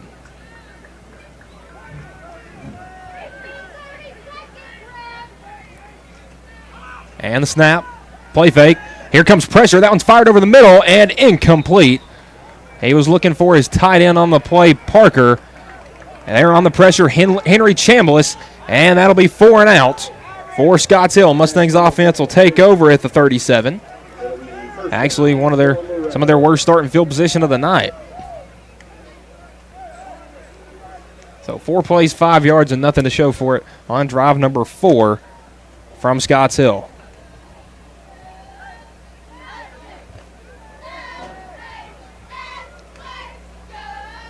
Mustangs offense has been unstoppable tonight. More of what we've seen from those offenses of years past.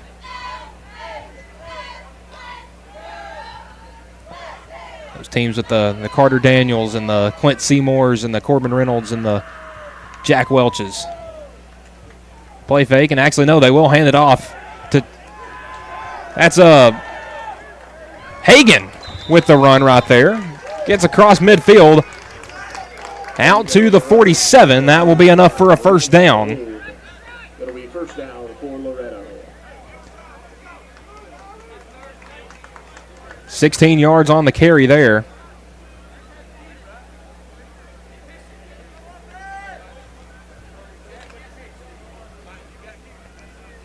Mustangs break the huddle quickly. Hagan still in the backfield there with Lyles. One receiver to each side of your screen. Snap. Hagan's got it around the left side. He's got some good blocks around the 45, where he will be tackled. They just give him back the line of scrimmage at the 46. So that'll be second down and 10. Hagan 17 yards on the previous play, but none right there.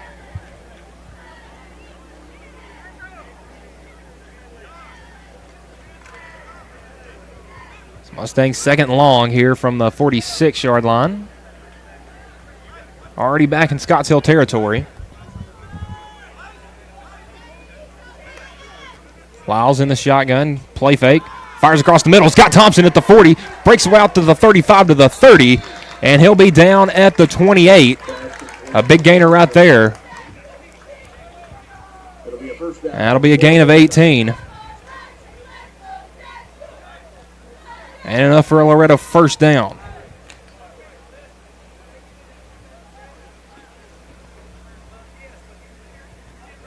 So Mustangs at the 28 right there. Looking to get in the red zone again. Handoff around the outside. Chapman cuts it back at the 30. And he'll be down around the 25-yard line. Short gain. Hagan back in. It's 2nd and 5 from the 25-yard line. Pardon, the 24.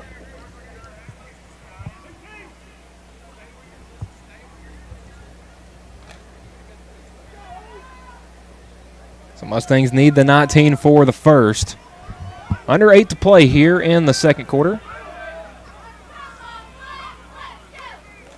Lyles gets snapped, hands off to Hagan around the right side. Hagan's got some good blocks and some space, and he'll be brought down. There is a flag on the play. Holding against the Mustangs once again. And while the scoreboard says 22-0, coaches are not happy about the amount of penalties the Mustangs have had on them. I believe that's the 4th holding call we've already seen through a quarter and a half.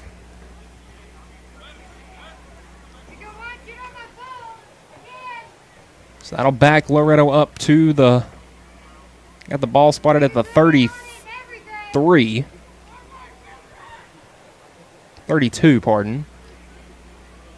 So that'll bring up 2nd and 13.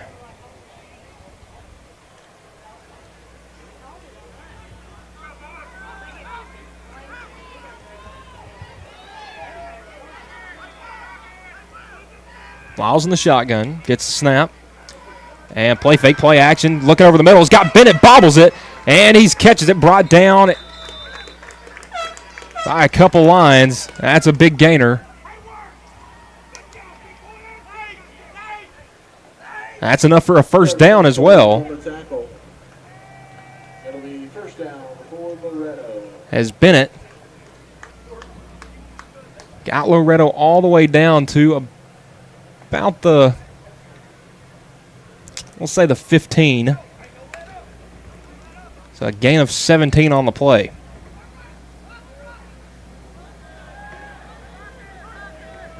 So Mustangs a bunch of 17 or 18-yard plays, and they're in the red zone. Snap. Handoff. Riley to the outside, tries a stiff arm, and brought down. Short gain there on the play. Give him about, we'll say 3 or 4 right there.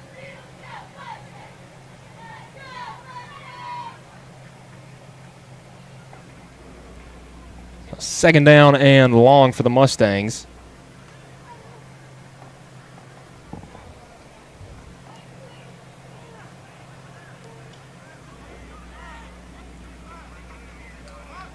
Lyles in the shotgun, gets the snap.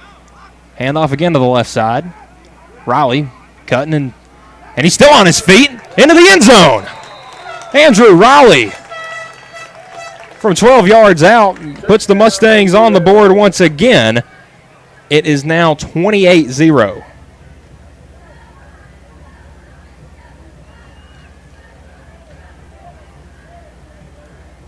So a long touchdown drive. It was prolonged by the penalty, but the Mustangs 4 for 4 on touchdown drives so far in this game.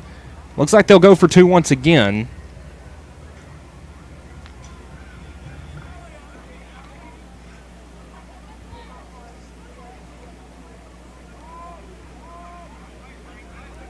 Riley, the running back to the left of Lyles. He's got one receiver on each side. Play fake, fire to the left side, batted up in the air, and incomplete. So the 2-point conversion for Loretto is no good. We'll be back with the kickoff here in a minute. You're watching the X Sports Network. There's no job too big or too small for Gonzalez Lawn and Landscapes. Owner Chris Gonzalez works hard to make your commercial or residential properties one of the neighbors will envy. You won't find a lower price anywhere else, and that's a guarantee. We offer mowing, landscape removal, small construction jobs, and more. Our team is licensed and insured to ensure the best work for Lawrence County and surrounding areas. Your satisfaction is our goal. We won't leave until you're happy. Call today to set up a free quote.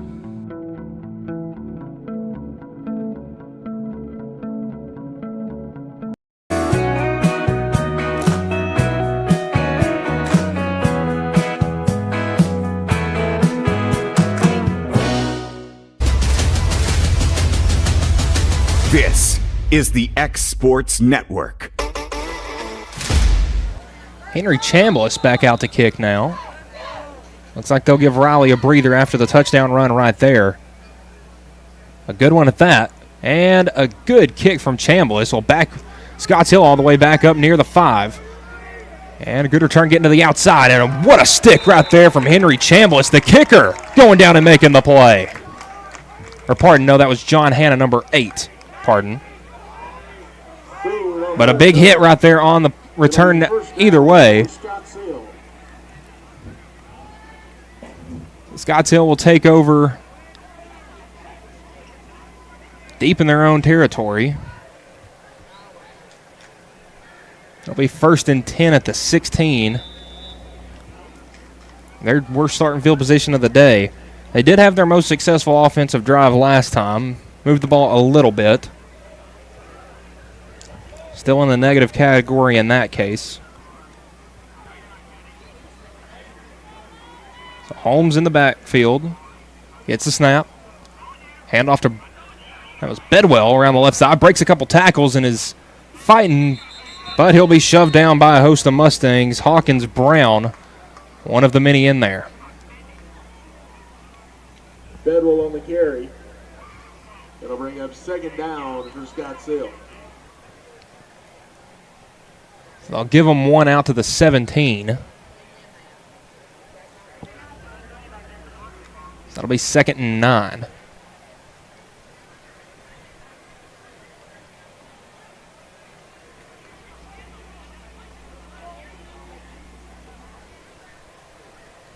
Under 6 minutes to go here in the first half.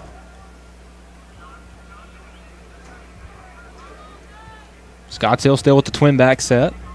Mustangs a ton of men in the box, and play action, fire across the middle. He's got a man wide open. It's Parker. Parker, the 45 to midfield. Only one man can catch him. 35-30, 25-20, 15-10, 5. Tripped up, but I believe he was there. Touchdown, Scottsdale. Touchdown, Scottsdale. An 83-yard touchdown catch for Bentley Parker. Puts the Lions on the board.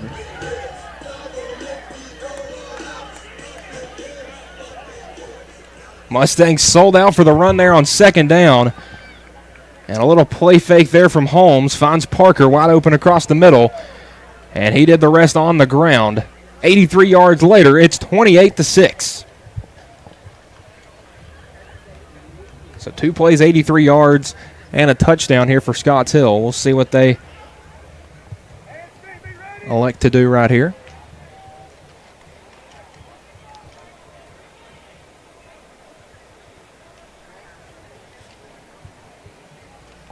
They will kick. It is number 7, Ty Bartholomew, the freshman, out there to kick. On the hold, fellow freshman Hayde West Britt. Snap, hold. The kick may have been partially blocked, and it is no good. So the extra point is no good, but still a touchdown on the board for Scotts Hill. Mustangs offense takes the field next on the X Sports Network. At C&B Linen, fast, friendly, and reliable service is our promise to you. Because you're not just a customer, you're family. From multi-use linen to branded floor coverings and a complete range of cleaning supplies, C&B Linen is here to make sure you have everything you need. From our high-quality products to our fast, friendly, and reliable service, you'll experience the difference with C&B Linen. Because you're not just a client, you're part of our family. You'll be winning with C&B Linen.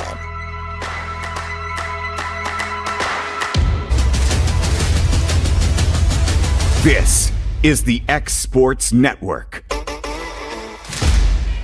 Long touchdown, catch and run from Bentley Parker. 83 yards later gets Scotts Hill on the field. And the Lions now come out with their kicking team. Mustangs will be receiving the kick for the first time tonight. 5:27 to go here in the first half. Mustangs have had the ball 4 times. They've scored 4 touchdowns. Scotts Hill 5 drives now. Nothing going the first 4, but a big touchdown on the last play. And they're now on to kick. Looks like Bartholomew on there with pump faked the kick right there, and we got a flag. Pardon, it's actually Christopher Utley out there on the flag. It was like Utley thought maybe he was doing an onside kick and then last second hesitated. Can't say I've ever seen someone pump fake a kick. So that's going to scoot Scotts Hill back 5 yards. A false start, the call there on the play. I tell you, high school football, you see something new every week.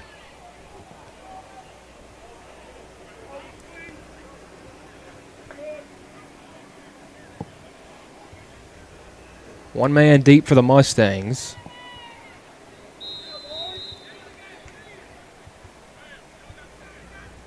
And here comes the kick attempt once again from Christopher Utley and Scotts Hill.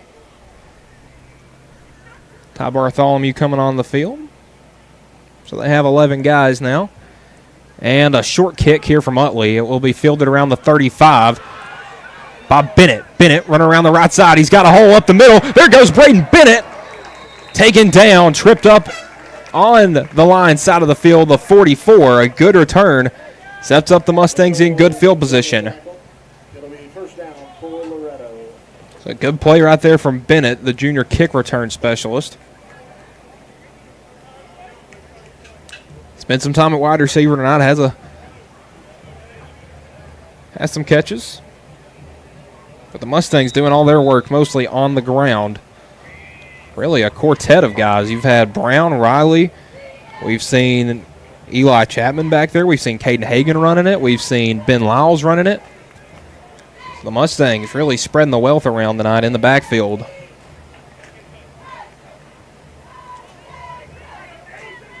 Two receivers to the far side. Jacob Wilcox in there, number 15. He's the receiver here on the near side. Dylan Thompson up there in the slot on the top side of your screen. Riley's the running back. Play fake on 1st and 10. Caught over the middle. Dylan Thompson, what a catch. Rolled up there at the 30. But that will be 15 yards and enough for a first down.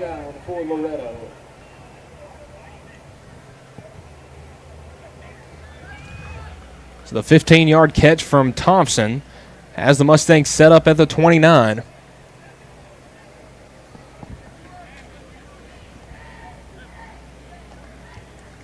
First and 10 once again for the Mustangs. They've got Chapman back there in the backfield.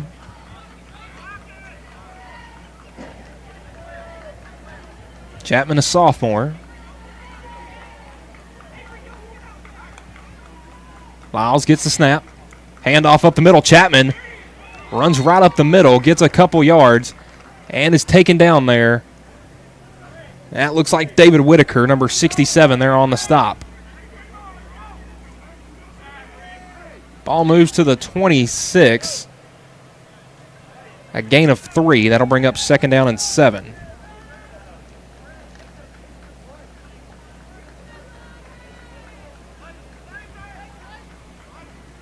Hagan in the backfield with Lyles. 2 receivers to the top of the screen, 1 to the bottom. Lyles the snap. And he's going to keep it running up the middle. There goes Lyles. And a rip down. Ball's out. Here comes Scotts Hill with it. Coming down the near sideline. Brought down by Bearden. It was number 9, Colton Clark. Mason Hanna on the return after Clark forced the fumble. And an unfortunate play there for the Mustangs, as the turnover will end up biting them there. And Scotts Hill now has the ball and a little momentum here at the end of the first half.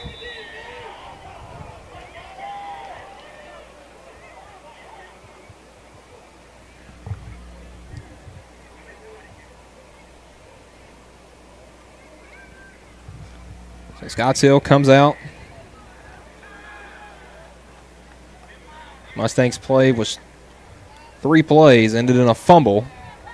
Will the Little Lion cheerleaders please report to the scoreboard? So still that twin back set. And they'll hand it off to one of them right there. And nothing going right there. I believe it was Bedwell right there, was met by Bearden. Bearden, the senior defensive lineman, makes the stop right there. And they've got him at the 28. So a loss of 1 right there.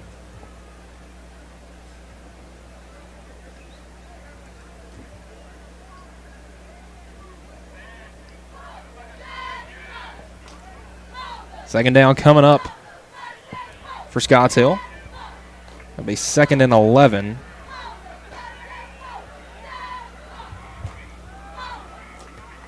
Play 2 is when they made their big play last possession. Here comes running back around the right side, cuts back to the left side. He's got some blockers.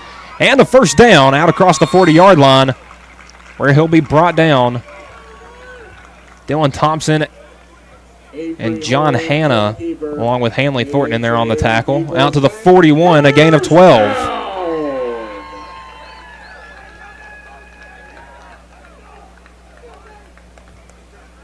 pardon, 13 on the gain right there from Holmes. Avery Holmes, the freshman quarterback here for Scotts Hill. Again, to the Scotts Hill crowd, I apologize if any of these names are wrong. I found the roster was listed on Max Preps. Snap handoff once again to Bedwell. Breaking around to the outside and taken down by Hannah and Tucker. That'll be a loss there on the play. Loss of 2 right there. It'll be 2nd down and 12. It'll be 2nd down for Scotts Hill.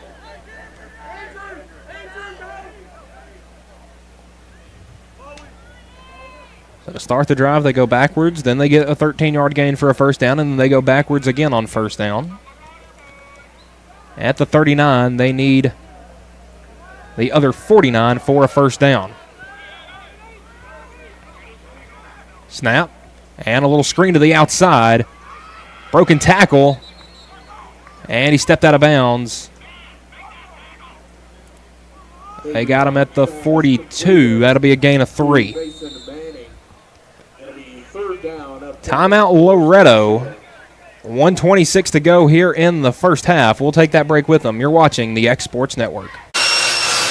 If you're looking for a company that can do it all when it comes to building, look no further than Tenneke Properties. From new home builds to remodels and commercial projects, our contractors work hard to give your space a new life from planning to finishing touches. Whether it's new interiors or dirt work, they see your big picture without forgetting the small details. In the market for a new home, they partnered with Freeman Development to bring new homes to the Oak Hill subdivision of Lawrenceburg. That's Tenneke Properties, licensed and insured. Call today or visit Tenneke.com. Why should you bank with Employee Resources Credit Union? We offer a wealth of services, including mobile banking, video banking, bill pay, and more. We also offer loan rates that are lower than those of our competitors. Employee Resources Credit Union has been a financial pillar since 1964, providing long-time support to members of the community. Join us and become part of the ERCU commitment, not for profit, for service.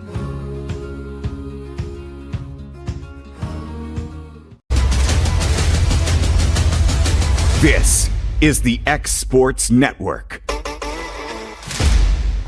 Back out of the Mustangs timeout, 1 minute and 26 seconds remaining in the first half here between Scotts Hill and Loretto. Michael Marks here. 28-6 is your score as we are nearing halftime. Scotts Hill with the ball at the 41-yard line. They need the other 49 for a first down. So 10 yards to go. Mustangs starting to use some timeouts. Looks like they want to get the ball back one more time before the end of the half. We've got 2 receivers to the bottom, 1 to the top. On a rollout play for Holmes. Looking over the middle, and that is going to be intercepted. Dylan Thompson. Thompson at midfield, cuts back to the 45, and here he goes at the 40 to the 35. Thompson's going to go. 25, 15, 10, 5. Touchdown, Loretto. Dylan Thompson, the pick 6. And how about that way to end the half? Still 1.5 minutes remaining. And a big defensive play for the Mustangs. Gets them on the board once again.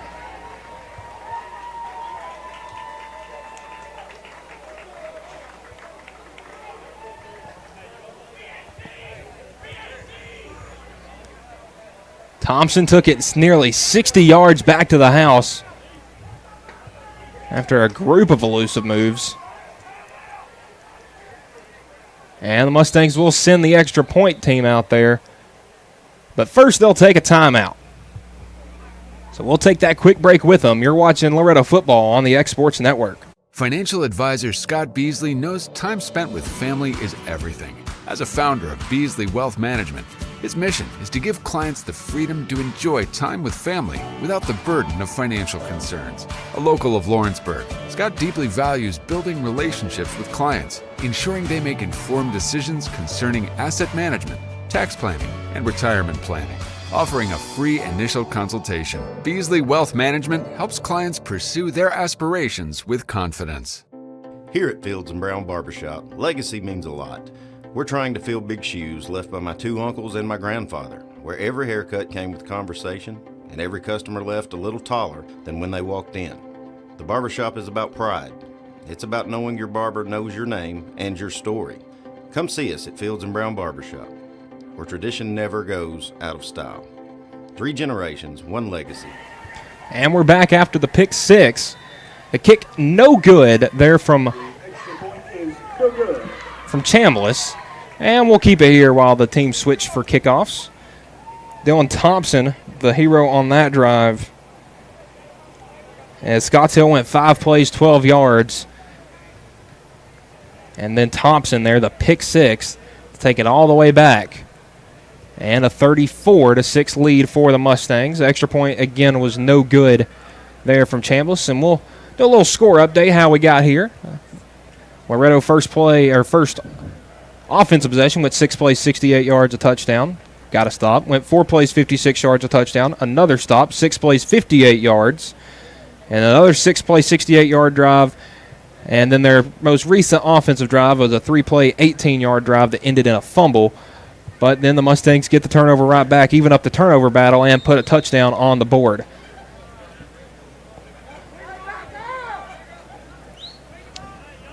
So Chambliss to kick once again. Had a boomer the last time. And another good one right there. A line drive will be fielded at about the 20-yard line there by Bedwell. Bedwell around the right side gets near the 30, but is taken out of bounds there. Number 22, Jaden Vesperman, the freshman on the tackle there on the kickoff return. So they will set him up first down and 10 at the 29-yard line.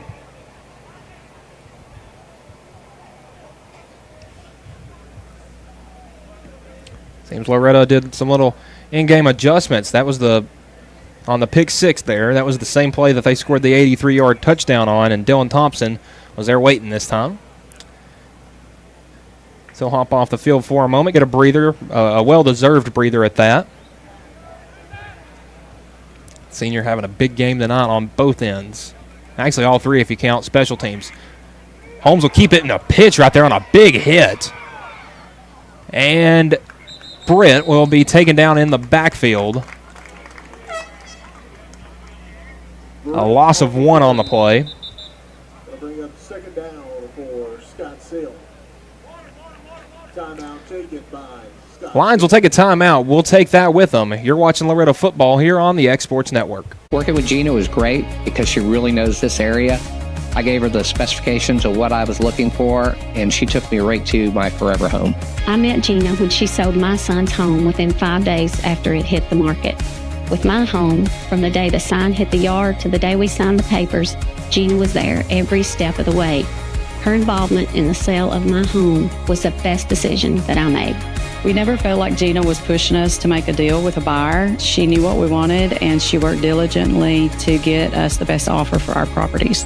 Working hard for my clients to make their dreams come true. Let me work for you.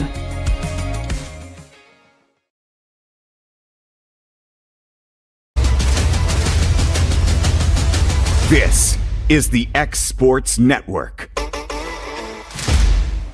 Under 60 seconds left in the first half, 54.1 to be exact. Scotts Hill trying to get one more drive going, as they've got nearly the length of the field to go, 72 yards to be exact. They're at the 28 right now, second and 11, and they need 72 yards in 54 seconds. They do have 2 timeouts. Britt in motion, and Holmes will keep it, and he's got a man wide open down the field. A good tackle made there by the quarterback. Actually, Ben Lyles on the play, but I believe he did get enough for a first down. Yeah, he'll pick up 13 right there. First down for Bentley Parker.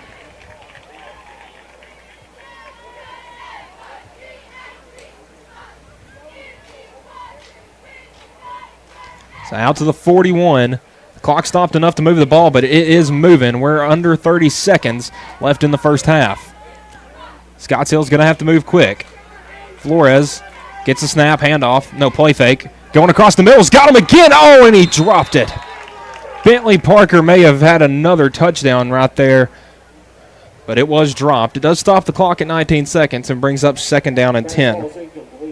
We'll bring up second down So play number 4 on the drive coming up. Lyles will hop off for a play, and Dylan Thompson will check back in on the Mustangs defense.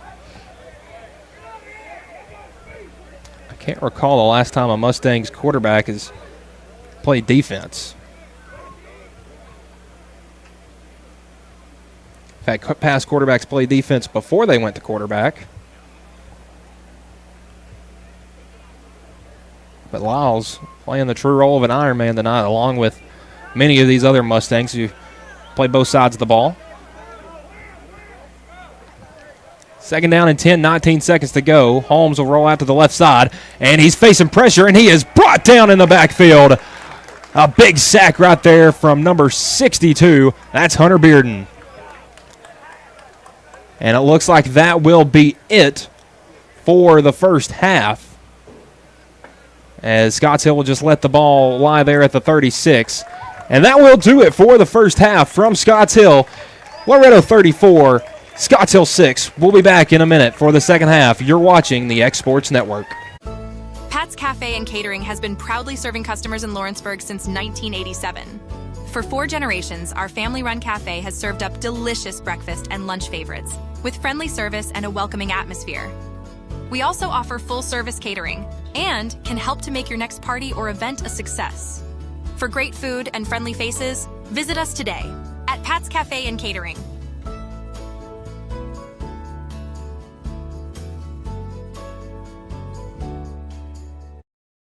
Hi, I'm Jeff Overton, and welcome to this edition of Mars Hill Minute.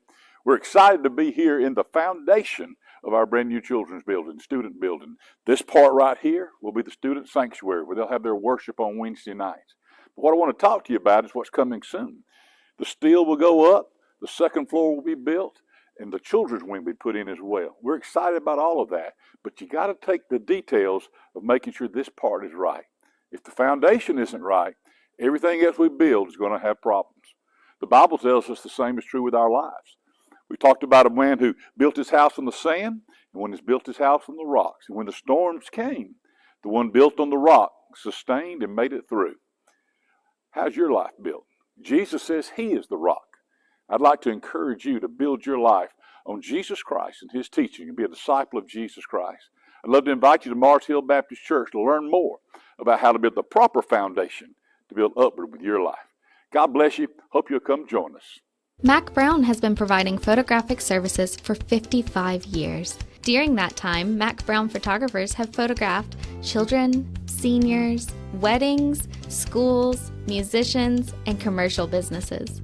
The studio takes great pride in producing quality photographs and services for its many clients. While the studio has adapted as times have changed, their goal of providing excellent photography has remained constant.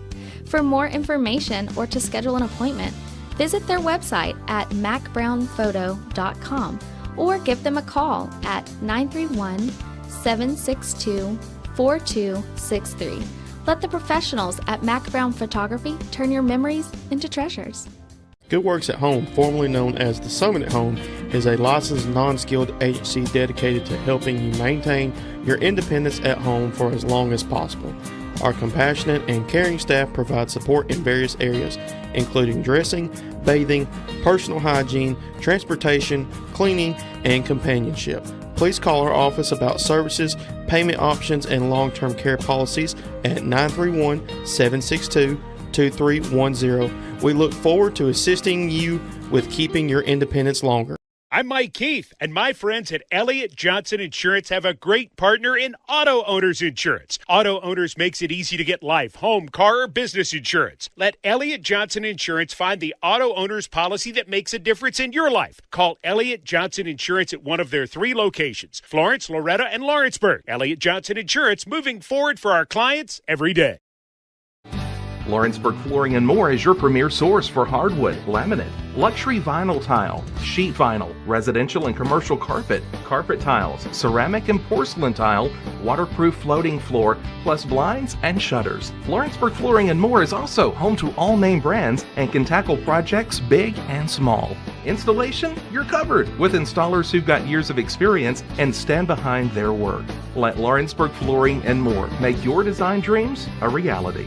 2760 Highway 43 North, or visit LawrenceburgFlooringandMore.com.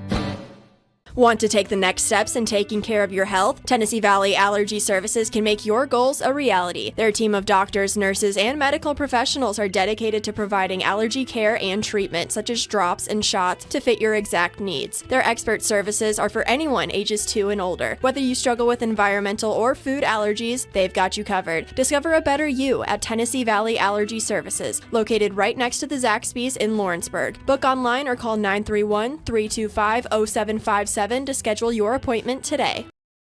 Arts, crafts, stationery, journals, books, educational toys, wrapping paper, devotionals, greeting cards, and much more can all be found at Paper and Thread in downtown Lawrenceburg. Shop local to find the perfect gift or have a custom gift basket made for just the right occasion.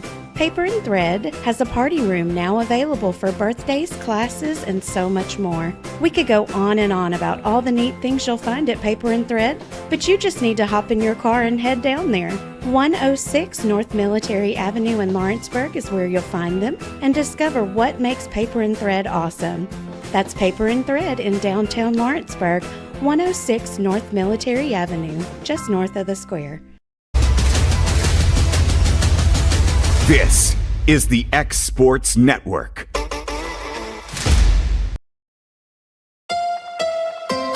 From the Tennessee Valley Weather Channel, this is your sports forecast. Fred Gossett here in the Tennessee Valley Weather Center on this Friday evening with your latest forecast update. Mostly clear skies out there as we head through the rest of the evening and the overnight, getting down into the lower 60s for most of us for overnight lows toward daybreak. Here's how that's going to break down across the area. A few folks may be hanging into the upper 50s near and east of I-65, especially in southern middle Tennessee, down into northern Madison County, but the vast majority of us into the lower half of the 60s for overnight lows. A light northeasterly wind, barely a cloud in the skies we into the overnight. Plenty of sunshine here for your Saturday and a light easterly wind.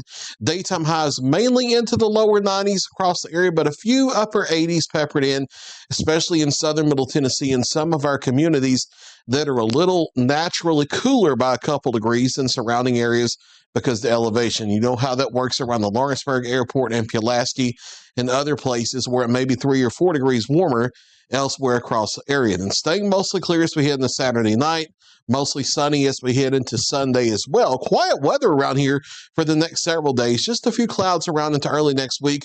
We're going to be having a ridge of high pressure in the upper levels building nearby. The start of the week, there may be a stray shower. It's close by. It's western Tennessee, North Mississippi.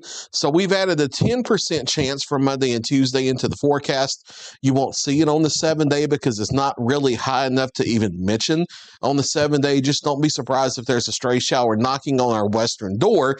I think we're mainly quiet though, and the rain chances don't really kick up here locally in southern middle Tennessee and North Alabama until we get to the second half of the upcoming week as that system over the plains comes down and the upper level ridge breaks down as well. So low to mid 90s here as we head through the weekend into early next week. On Monday, Tuesday, maybe some isolated 96, 97 degree readings here and there. Keep in mind all these numbers are a midpoint average between southern Tennessee and North Alabama. This is not a one number place around here. So this is a midpoint average. A few spots in North Alabama Monday could be 96 or 97. The same back in the far northeast Mississippi. We do relax the heat a little bit to stay near the lower 90s as we head toward the end of the week with the rain chances starting to come back. Not big rain chances, but a few scattered thunderstorms on the board. I'll show you the full 7-day here in just a second. First off, your hour by hour for your Saturday. Mostly sunny, if not wall-to-wall sunshine across the area. Daytime highs a couple degrees either side of about 91, low to mid 90s Sunday, and especially Monday, a few upper 90s possible. Mostly sunny, a few more clouds toward the middle of the week, and then we'll start introducing a slight chance of a thunderstorm beginning on Thursday. and then slightly better chances of scattered showers and thunderstorms toward next Friday. There's look your latest 7-day forecast. You can always get the latest information from us by downloading the free Tennessee Valley Weather app. You can either scan the QR code on the screen or search for Tennessee Valley Weather in the Apple App Store and Google Play. You can also find us on your favorite smart TV device or YouTube by searching for Tennessee Valley Weather. We'll get you back to the high school football coverage right here on the X Sports Network. Are you tired of missing out on family life just to be treated like another truck number? Since 1986, Southeast Carriers has been a family-operated business based in Lawrenceburg, Tennessee. Being family-owned ourselves, we understand the importance of family, which is why we value it above all else. With our large number of dedicated lanes and our friendly staff, we are able to evenly divide your home time with the amount of time you spend on the road. We offer multiple benefits with large company pay now starting at $20 per hour, all while keeping a small company environment. For more information, visit our website, southeastcarriers.com, or check us out on Instagram and Facebook.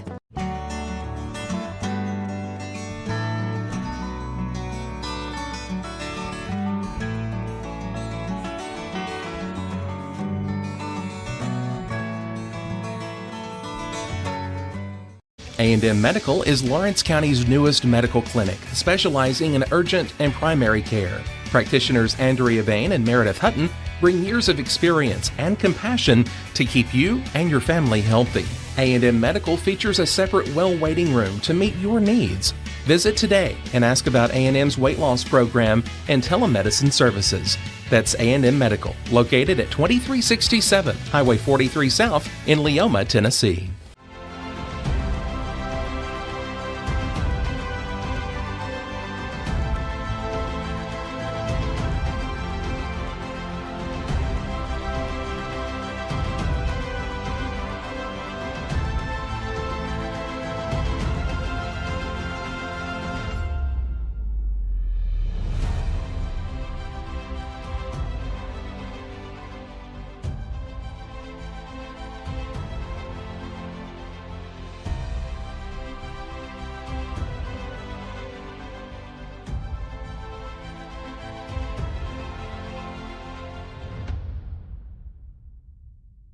Hey, this is Phil Hooper. Get the look you want for your favorite school, church, or business with apparel from HD Ink Screen Printing in Leoma, Tennessee.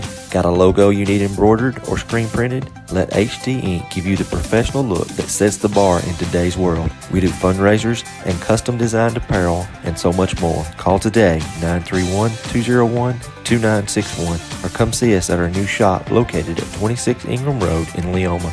Remember, HD Ink for the look you want and the look you deserve. Efficiency, reliability, accuracy. Move forward with your real estate sale or purchase with Title and Escrow of Lawrence County, the most experienced closing team around. Working with clients locally and throughout the state, we offer a wide range of services, including the expertise of an on-staff attorney, backed by our more than 49 years experience in titles and closings. We get the job done on time at a fair price and ensure every last detail is correct. Our goal is to give you peace of mind. When you work with us, you work with people who live where you do.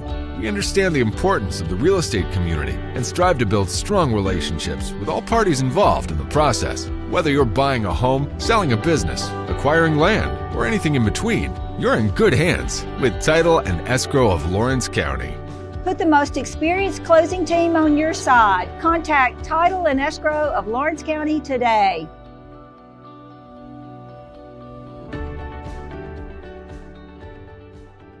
Welcome to Mid-South Barn Dominiums. We realize there's a lot of options when it comes to finding a builder for your next home. Here at Mid-South, we understand that customer service, quality, and selections are very important. It's a very large time, money, and an emotional investment, and we're here to listen and care. We realize the kitchen's the most used and abused room in the house. Our cabinets are locally custom made from Sanderson Cabinets out of Lawrenceburg. They're real wood, poplar or maple, whether you paint or stain. All comes with slow close hardware and many pull-out different style options to choose from.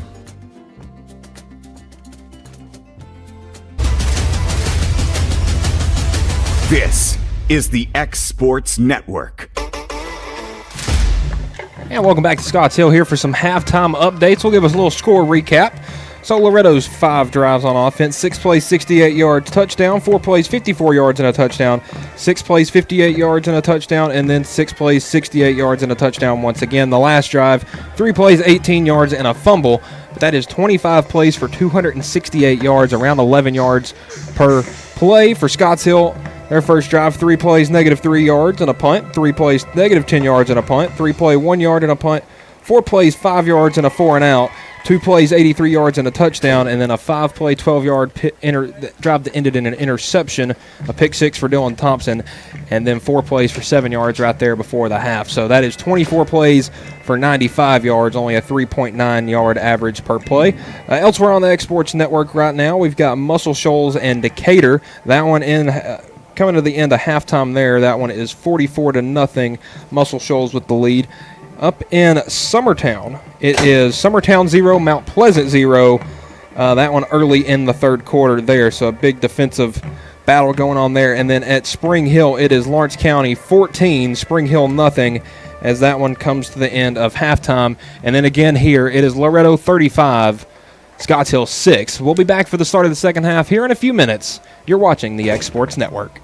You know, Storing Lee Furniture is not just some huge chain store, but we do have a 144,000 square foot showroom right here in Leoma, Tennessee. The Story family has worked together in the business now for 55 years. And a familiar face is here to help you with whatever you need. That's what being a part of the community right here in the Tennessee Valley means. And if you have an issue, we're right here to take care of it. And don't forget free delivery. We invite you to come see us. We're Storing Lee Furniture. From our humble beginnings to today, Parks Lumber Company has continuously served Lawrence and surrounding counties for over a century. Although we started as a small lumber yard in 1896, we have grown to include everything you need to make your dream project come to life. No matter your building needs, our experienced staff will be with you every step of the way to ensure you receive the highest customer service and attention to detail you deserve. Visit us at 106 2nd Street or on Facebook. We guarantee you will see working with PLC is as easy as 1, 2, 3. For decades, First Class Charter has provided high-quality motor coach transportation services to the Tennessee Valley. With numerous safety and cleanliness accreditations, First Class Charter is ready to make your group trip a reality. Contact us today by visiting firstclasscharter.net. First Class Charter, the official motor coach company of the North Alabama Lions. Did you know that Resource MFG, an employee bridge company in Lawrenceburg, is the first and largest national manufacturing staffing company? They work alongside the top plants and facilities in the area to provide you with job opportunities in production, quality, maintenance, supervision, and all levels of management. Resource MFG has positions open right now to meet your needs today and a full staff ready to work with industrial partners to grow opportunities for this generation of workers and the next. Reach out today and start your employment journey with Resource MFG. Back to school equals back to big savings at Heritage Automotive in Lawrenceburg, Tennessee. Score 0% financing on select models and up to $15,000 off MSRP on new 1,500 trucks. Over 150 used vehicles, all priced to move and below market value. Need service? Our expert team is ready, and we've got loaner vehicles to keep you moving while we work. Hurry into Heritage Automotive, where the deals are hot and the savings are huge. Heritage Automotive. Expect more, experience the difference. A local law firm respected throughout the state. Generations of clients have turned to Boston, Holt, and Durham since 1948. We assist individuals and businesses with their legal needs, including real estate, property closings, personal injury, employment discrimination, and family law. Our clients get the personal attention and convenience of a hometown law firm with the resources and ability to handle any case. Come see us at Boston, Holt, and Durham. At Murray Regional Health, you'll find the expertise and technology available in larger cities, paired with the personalized and compassionate care you deserve. As the largest health system between Nashville and Huntsville, we have a medical staff of more than 200 physicians across an array of specialties, ranging from primary care to robotic surgery. They lead skilled teams of nurses and other clinical experts that diagnose and treat conditions with advanced technology. Murray Regional Health, where clinical excellence meets compassionate care.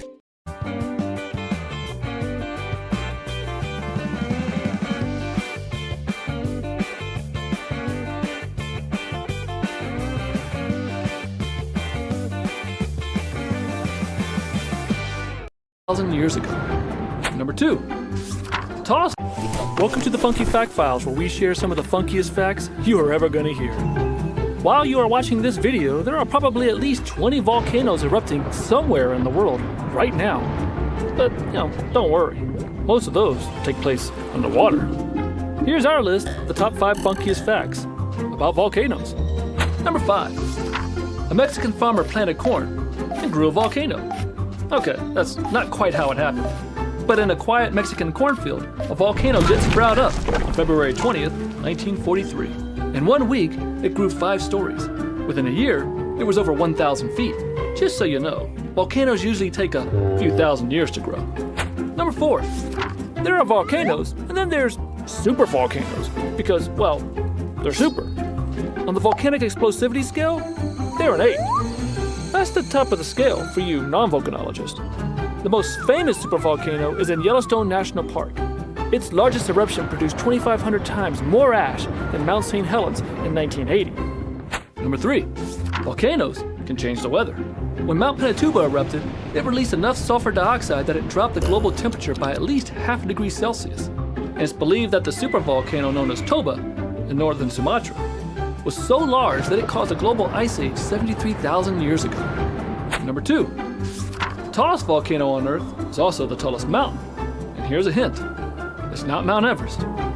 The tallest volcano is Mount Kea, at 33,500 feet from its underwater base to its top.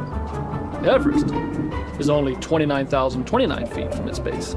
But the largest volcano in the solar system isn't on Earth. It's on Mars.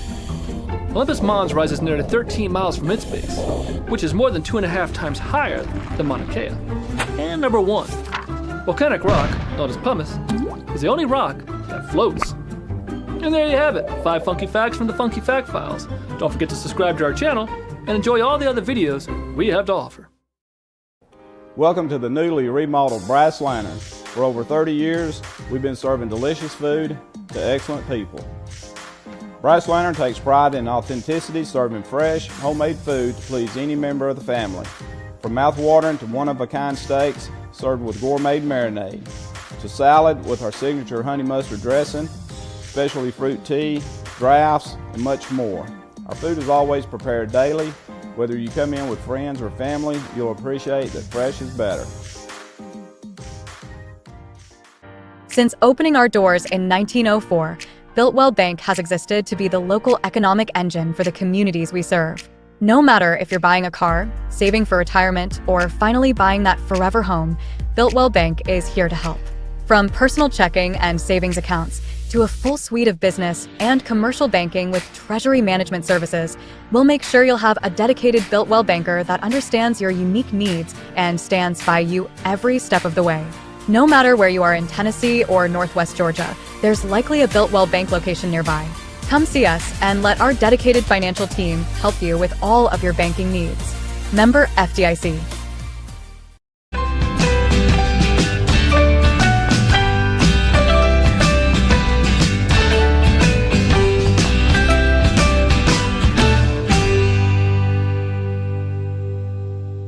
There's a reason owners Tyler and Cindy McDowell chose the name In Service for their towing business.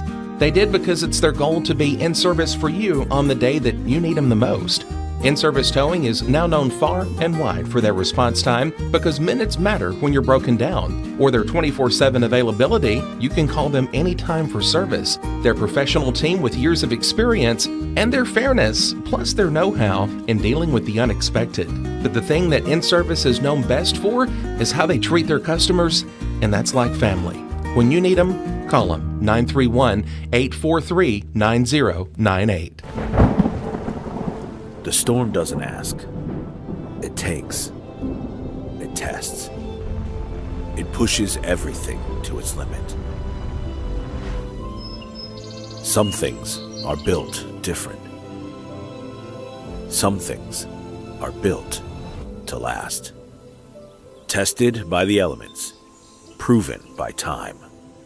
Engineered for whatever comes next. Summertown Metals. Strength in every storm. Building dreams that last. Make your lawn a legacy. At Legacy Lawn and Landscapes, we put more than 16 years of experience into your goals. We won't meet your expectations, we'll exceed them. We offer consultation, installation, maintenance, hardscapes, construction, and land clearing services. Owner John and Jamie Brewer, with their team, are dedicated to providing the highest quality landscape services to commercial and residential clients in Middle Tennessee. Service, teamwork, results. That's how you leave a legacy. This is the X Sports Network. And we are back here for the second half between Scotts Hill and Loretto. Michael Marks here bringing you Friday Night Football on the X Sports Network. And again, the Mustangs won the toss before the game and elected to defer to the second half, so they will start the second half with the ball. First half full of exciting plays, full of big plays. Mustangs really stretching it out through the air and on the ground. And they've even got a defensive score in this game. So Scotts Hill to kick. A little short pooch kick will drop at about the 25 and be picked up by Bennett. Bennett at the 30 makes a cut outside of the 35. And still on his feet as he approaches the 40, but it'll be brought down at the 38. And that's where the Mustangs offense will start, 1st and 10. Mustangs 268 yards in the first half. Would love to see that replicated again in the second half. A team that struggled to move the ball in their second and third games. Did an all right job of it in week 1, but really seemed to be finding their footing here against Scotts Hill. Lyle's still in at quarterback. He's got Brown in the backfield. 2 receivers to the top of the screen are Veloz and Hanna. He's got Thompson down here to the bottom. 3-man front shown by Scotts Hill. Here's the snap. Hand off to Brown. Brown running right up the middle. And big man rumbling around over the 45-yard line. And he'll be brought down at the 46. A good gain there on first down. An 8-yard gain right there will bring up 2nd down and 2 for the Loretto offense.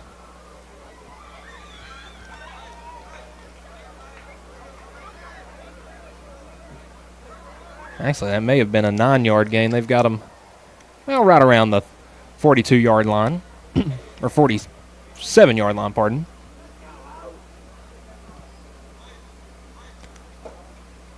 Lyles in the shotgun, gets the snap. Hand off to Riley. Riley around the outside, and he's going to get tripped up and lose yardage right there. Back to the 45, like a loss of 2. Avery Holmes on the stop. Quarterback Holmes there on the tackle. Get up, get loud. It's 3rd down. The ball at the 45. The Mustangs need the 48 for a first down.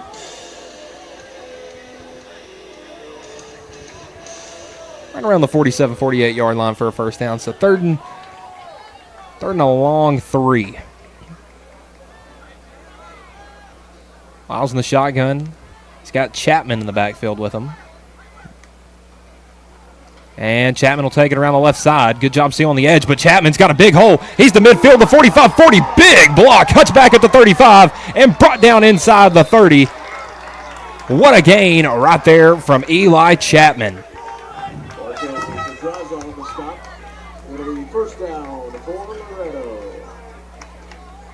Gain of about 27. I'll have him at the 39.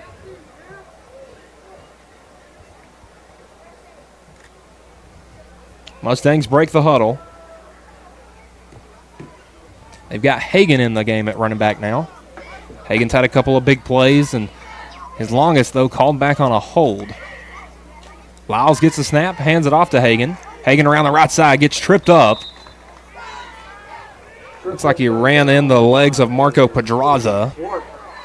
It'll be second down for Loretto. So second down coming up for the Mustangs.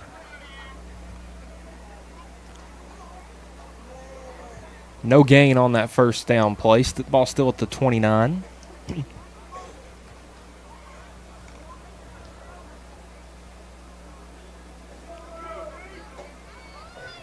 9 minutes and 15 seconds left in this third quarter. Mustangs trying to milk some clock. And we've got a jump there on the Mustangs offensive line. False start on Loretto. And see, in the college game, that'd be a false start on the defense. Looks like Colton Clark kind of made a jump in motion at the offensive lineman. That'll back Loretto up 5 yards to the 34-yard line.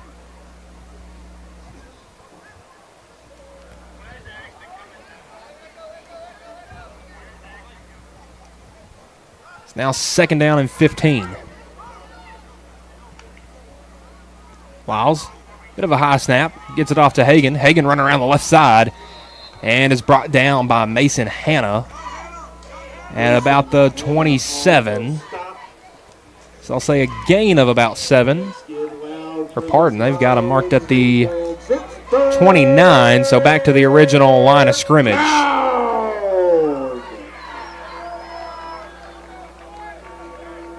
The Mustangs, their longest third down of the night, third down and 10. At the 29, they need the 19 for a first down.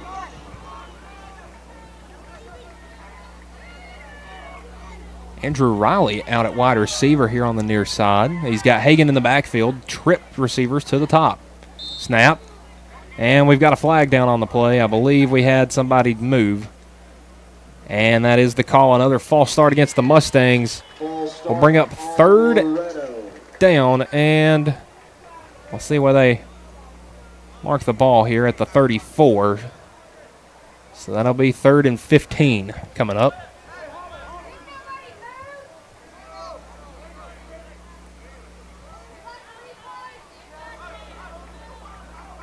So the Mustangs going to need to open up the playbook a little bit here on third down. But have already milked 4 minutes plus off this clock here to start the second half. Mustangs, 2 receivers to each side. One running back, it is Colby Brown. Lyles gets the snap. It's a pass play. He's rolling out to the right side looking, and he's got a ton of green grass in front of him. Lyles will run, and he'll head out of bounds towards the Scotts Hill fans. May have been a bit of a late hit there, but that gain will be a decent gain. We'll see where they have the ball spotted. It's right around the 25-yard line. So that'll bring down 4th down and about 4. 4th and, well, if it's at the 25, it needs the 19. That'd be, yeah, about 4 or 5 here. They've got it marked at 4 on the scoreboard. So 4th down and 4 from the 22, pardon. Lyles, hand off to Brown. Colby hitting the backfield and upended. Looks like a stop there. There for the Scotts Hill defense. So Scotts Hill turns Loretto over on downs, and their offense will take over.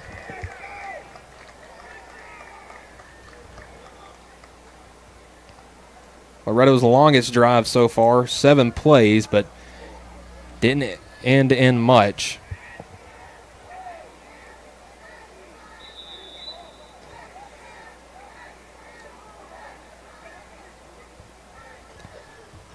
So here comes the Lions for their first second half possession. Got a little bit of momentum going towards the end of the first half with a long touchdown pass.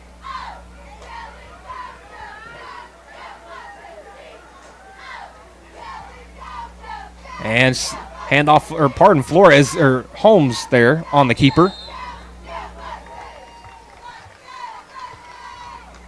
And he'll get right around the 20. 6. That's a gain of 3. Second down for Scottsdale.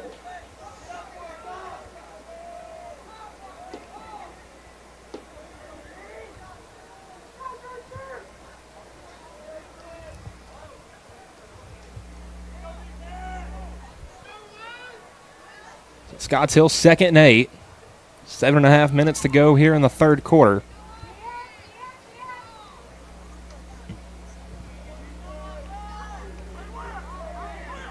Two receivers on the field for Scotts Hill, twin running backs in the backfield. And it'll be a handoff, and that one is absolutely eaten up by the Mustangs defense.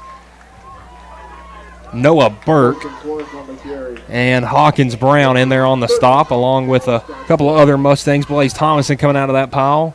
A loss of yardage right there. And they're back to the original line of scrimmage. Loss of 3, so 3rd and 10.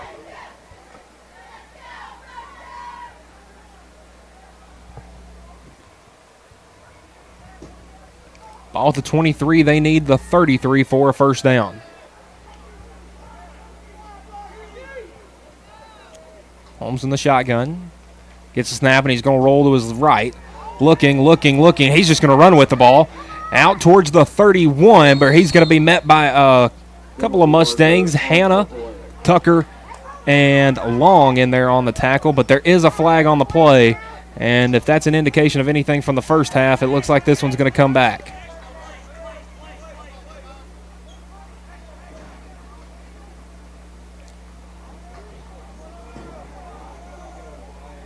So they waved that flag off.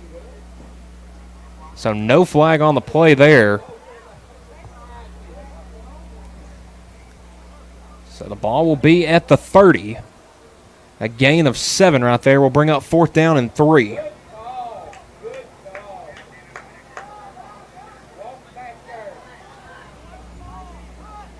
Scotts Hill at the 31, pardon. So an 8-yard gain on the play. But it is still 4th down and 2. And Scotts Hill will bring the punt team out. No need to risk giving Loretto the ball in their own field position that deep once again.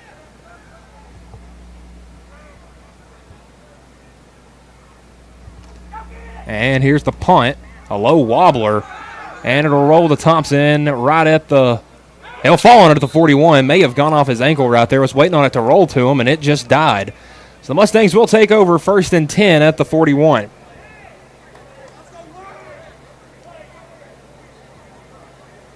So a 3-play, 8-yard drive there for Scotts Hill.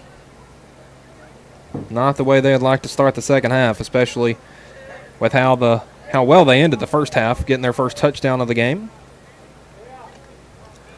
Mustangs, again, would like to see better execution on this drive. A couple of penalties really put them in a bad spot in their last drive.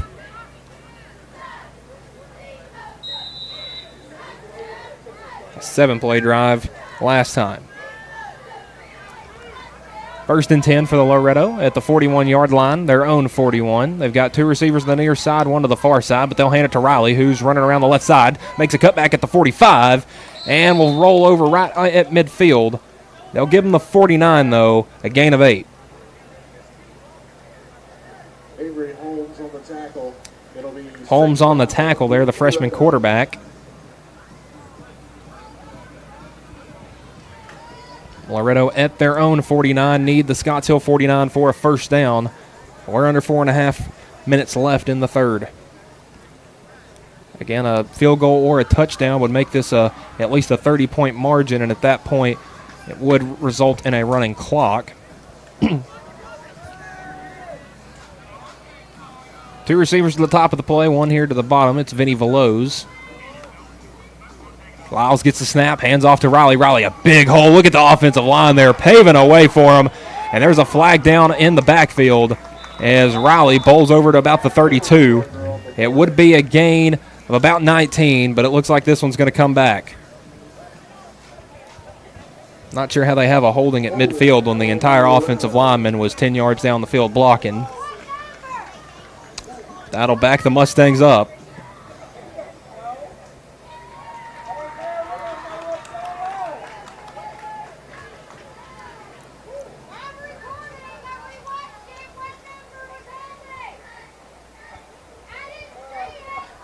So that'll back Loretto all the way up to the 39. And it'll be second down and 12 now for Loretto.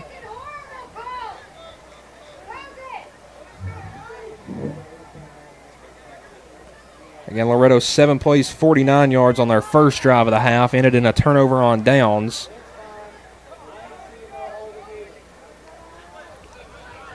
So that long run from Riley called back due to the holding. Snap, play fake. Lyles fires to Dylan Thompson, makes a move at midfield, and he'll be brought down inside the 45. That's way more than enough for a first down. He's at the, looks like they got him at the 44. That'll be a 17-yard gain and a first down.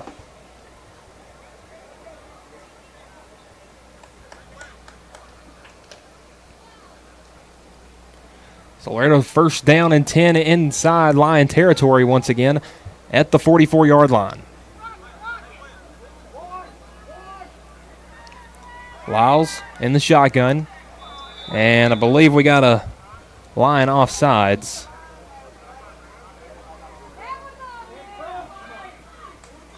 Pedraza not happy with himself there. Thought he got Blaze Thomas in the jump, and it will be encroachment against the Lions. So now at the 39-yard line, Loretto moving quick. Gets the snap. Hand off Riley, another big hole around the left side. Stiff arming some men as he gets close to the 35-yard line, and I believe he got there. So a gain of 4 right there.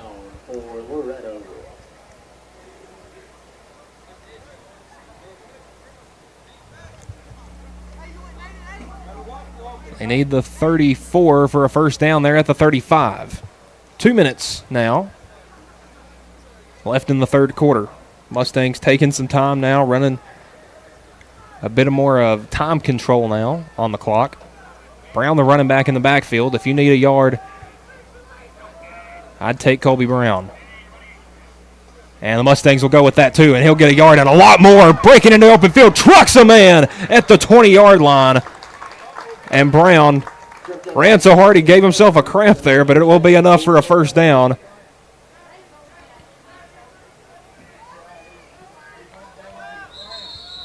And that will stop the clock here for a bit of an injury timeout. As Brown got a cramp there, so we'll take a quick break with the injury timeout. We'll be back in a minute. You're watching the X Sports Network.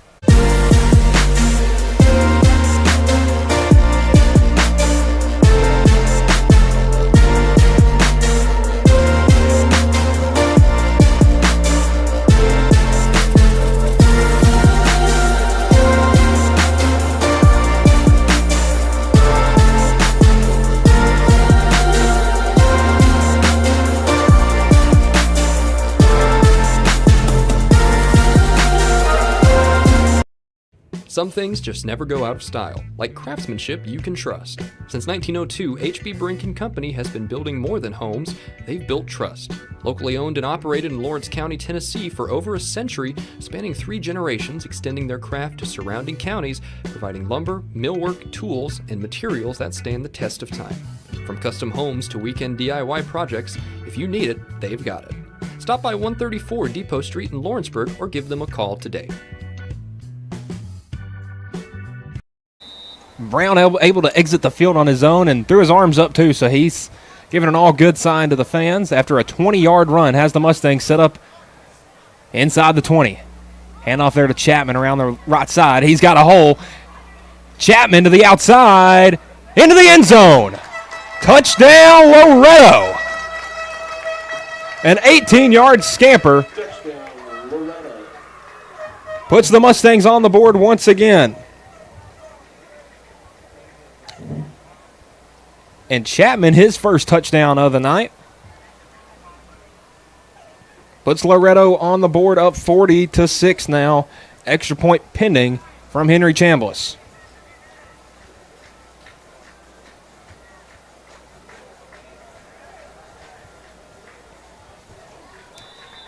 Extra point is up and good, and 41-6 is your score. We'll be back for the kickoff next on the X Sports Network. Got primary care? Find your way to better health with primary care by One Stop Medical. With decades of combined experience, you'll find a one-on-one relationship just like the old days, but with the convenience and technology of today. When One Stop Medical does primary care, it's the best. Call today for an appointment and find your way to healthy living. Serving Lawrenceburg, Pulaski, and Hohenwald. Phone 931-244-8220. Primary care by One Stop Medical at its best. This is the X Sports Network. 5 plays, 70 yards, capped off with the Eli Chapman 18-yard touchdown rush as the Mustangs lead 41-6 over Scotts Hill here in the third quarter. Michael Marks here bringing you Mustangs football here on a gorgeous Friday night here in Scotts Hill out in West Tennessee.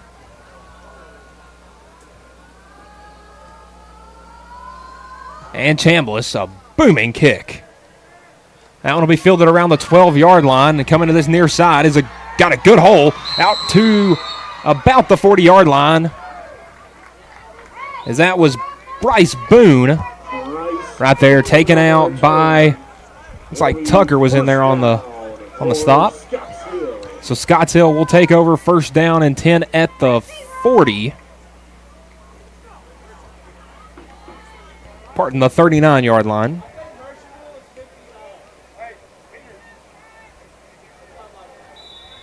Scotts Hill first drive of the second half, a 3 and out. After only gaining 8 yards, looking to get a bit more of that here, starting at the 39-yard line. Hunter Bearden quickly checking out for Dylan Olhorn. And the snap, handoff left side. Running over some men, but not getting back to the line of scrimmage. That was number 9, Colton Clark. Looks like he may have only gotten back to about the 36-yard line. That'll be second down for Scotts Hill. And they got him at the 37, so a loss of 2. That'll bring up second down and 12.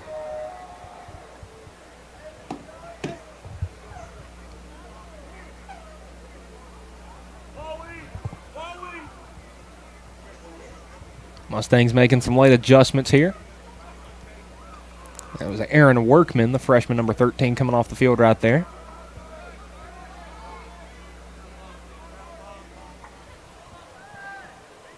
Under 60 seconds to under 30 seconds, and a low snap there. Handoff, and it will get to the running back Clark, and he will go nowhere. Maybe back to, they'll say he got a yard there, so back out to the 37. That'll bring up 3rd and 11.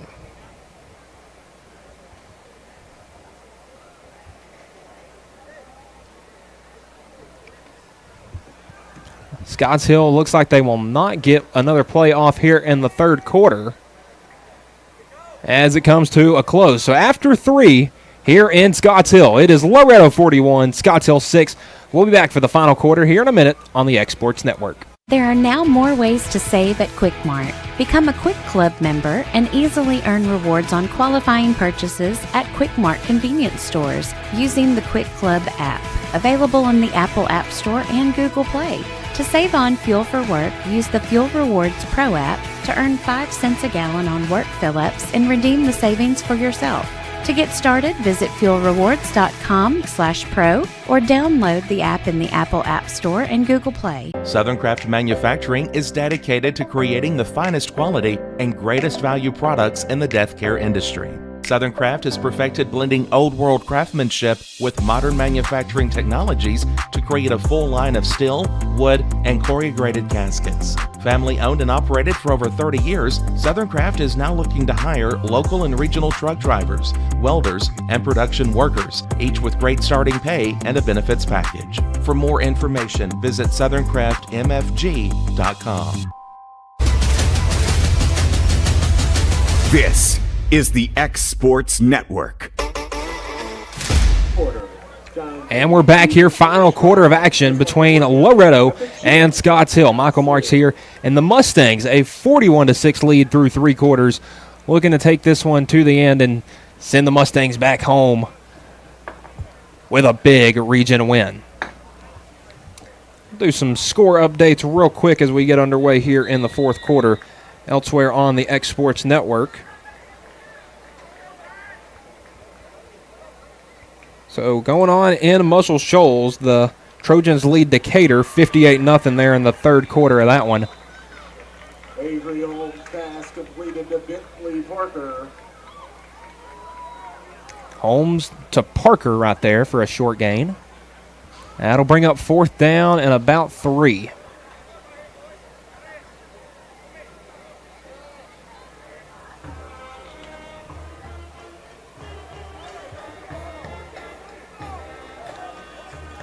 Need the 49 for a first down. They're at the 46. Fourth down and 3. Desperation now for the Lions. We'll get those score updates after this play. And keeper overshot his man as he was looking for Bentley Parker. So 4 and out. Pass falls incomplete. That'll be first down for Loretto. So a 4 and out forced by the Mustangs defense. Will send their offense back out there, up 41-6. Now those score updates. Muscle Shoals over Decatur right now 58 to nothing. In the fourth quarter at Summertown, it is Mount Pleasant 14, Summertown 7. That fourth quarter just started there. And then in Spring Hill, in the fourth quarter, it is Lawrence County 14, Spring Hill 0. So some pretty good luck so far for our in-county teams. Lawrence County looking to advance to 4-0. And Summertown looking to get to 3-1. We got a timeout on the play. We'll take that with them. We'll take a short break here on the X Sports Network. The Raptor Series from Hustler Turf. A premium line of residential mowers designed with a wide stance for operator comfort. A one-piece 11-gauge steel frame and welded steel deck for added durability. Finished off with premium Kawasaki V-twin power. We are Hustler Turf, and this is Hustler Country.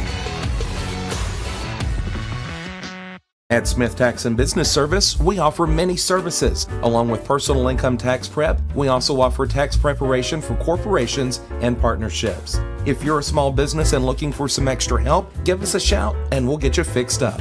Call Mary Beth Smith, Marion Matthews, Brooklyn Bates, or Michelle Staggs to find out how we can help you. Located at 208 Pulaski Street, phone 931-244-6633. And we're back. Mustangs have the ball at the 46. The Scotts Hill 46, that is, after Scotts Hill 4 plays 8 yards and turns it over on downs. Their second time doing that tonight. Snap has Veloz in at quarterback, going to the right side. That is Vesperman, I believe. Jaden Vesperman taken down at the original line of scrimmage at the 46 on a gain of nothing. Second down for Loretto. So 2nd and 10 for the Mustangs.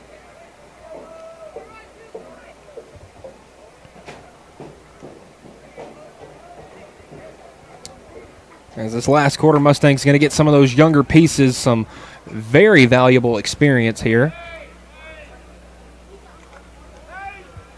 Looking ahead, Mustangs next week on the road at Collinwood. And then Scotts Hill next week will be at Summertown. So we'll have Scotts Hill again on the X Sports Network next Friday as they travel to Summertown. That run right there by Workman. He'll get back to the line of scrimmage, but no gain once again.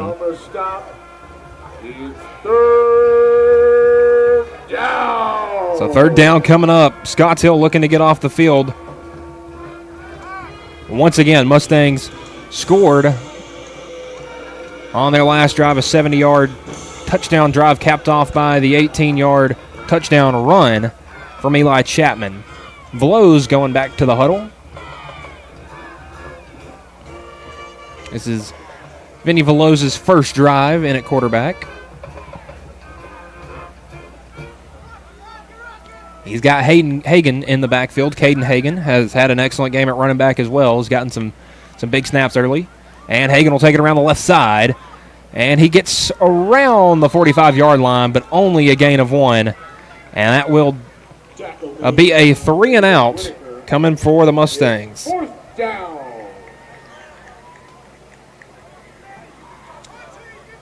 So the punt team heading out there for Loretto. Their shortest drive of the night. 3 plays, only 1 yard to speak of. I believe this is the first time the Mustangs have sent their punt team out there all night. I mean, you look at their drive results in the first half: touchdown, touchdown, touchdown, touchdown, fumble. And then the second half, turnover on downs, touchdown, and now a punt. So the Mustangs' first punt of the night coming on their 8th drive.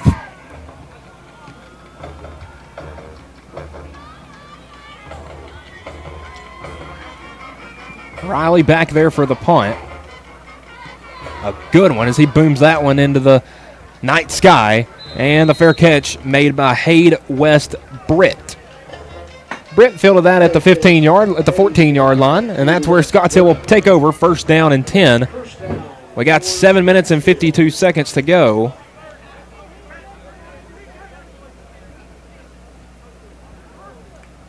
Mustangs defense has been strong all night, really. The 6 points on the board came on a busted play. A play action that caught the Mustangs defense sleeping. But other than that, it has been all defense for Loretto. That front 7 has been excellent. So again, a bunch of newer guys in the game for Loretto. A guy subbing in late. And that'll be a handoff on the right side. And dragging men with him. That's Colton Clark. Clark, the junior running back, gets out to the 19. That'll be a gain. Be a good gain there for Scotts Hill.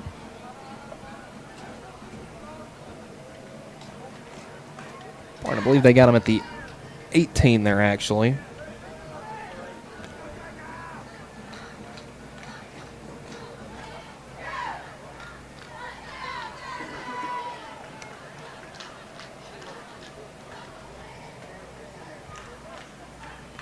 So second down and 5 at the 19-yard line for Scotts Hill. They need the 24 for a first.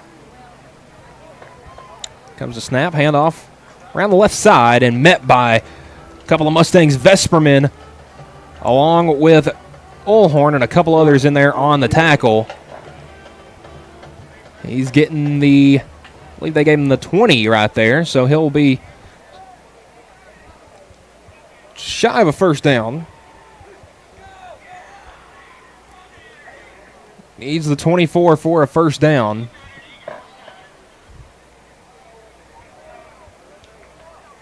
So actually no gain on that play. Still 3rd and 5.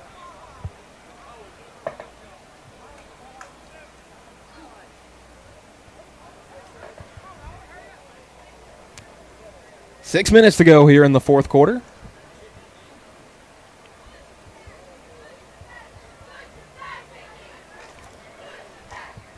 And here's the third down play call from Scotts Hill. And we have a timeout, I believe.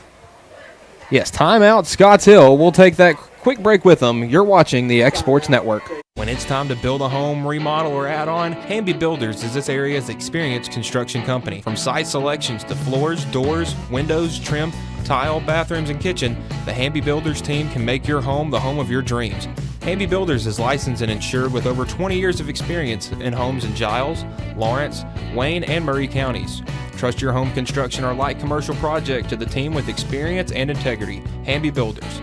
Call 931-629-5264 or 931-629-9472 today.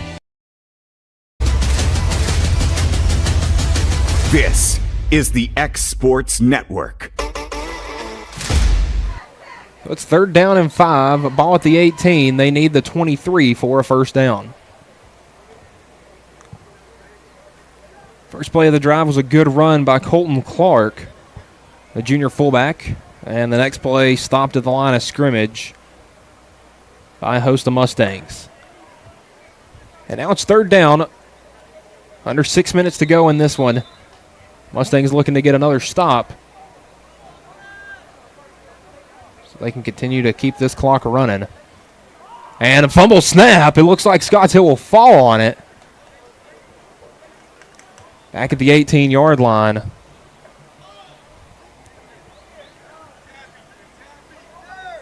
So that'll be a loss of yardage there on third down. Loss of about 2. So that's going to send Eli Chapman back on the punt.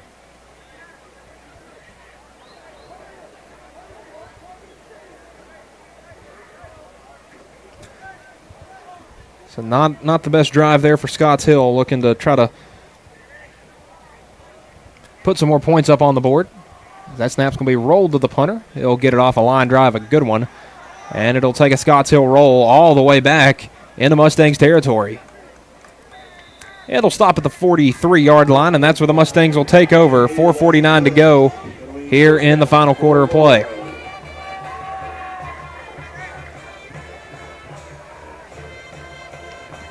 The Scotts Hill band playing Rocky Top right now. Got to love that.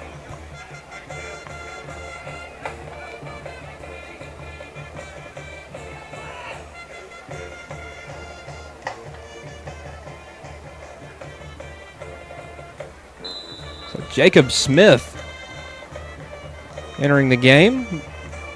Looks like Velo's still out there at quarterback. 2 receivers here on the near side, Owen Johnson and Jacob Smith, a pair of freshmen here. Velo's the snap, a handoff around the right side. That is Aaron Workman. And Workman's going to lose yardage right there back to the 41. Got him at the 42, pardon, a loss of 2 right there. Bring up second down for Scotts Hill.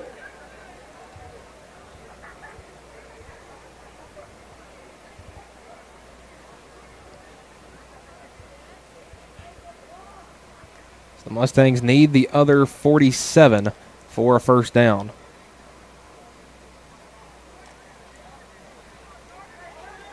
So pardon, just a loss of 1 there, 2nd and 11.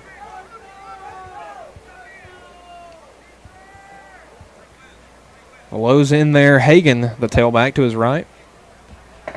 1 receiver on this near side, 2 at the top of your screen.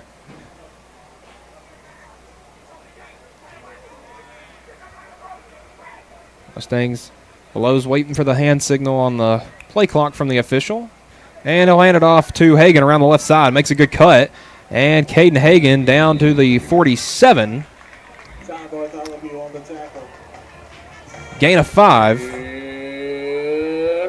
It's third down. So 3rd and 6 coming up for the Mustangs. At the 47, they need the other 47 for a first.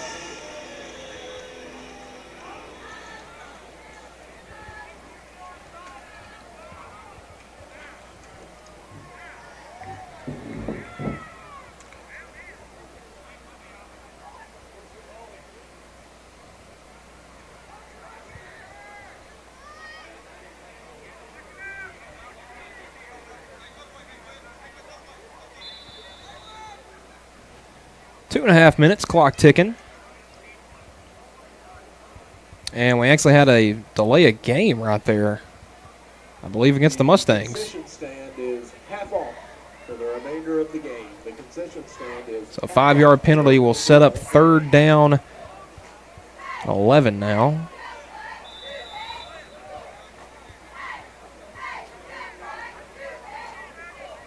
Pretty much negating that last run. Play action, Veloz. Looks like he's going to keep it around the right side. He's got some blocks, and now he's going to hold up. And Veloz driven down at the 37-yard line. David Whitaker in there on the sack. tackle made by Bryce Gould. It'll bring up 4th down for Loretto. A loss of yardage right there will bring up 4th down and very long right there.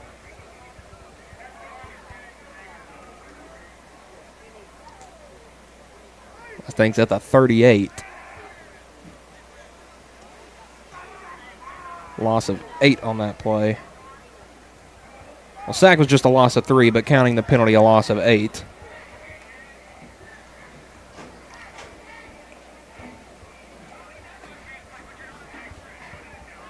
So once again, a Mustangs drive only gaining 1 yard and a good punt right there from Riley, as that's going to be fielded at the 36, where it is fair caught there by Hade West Britt.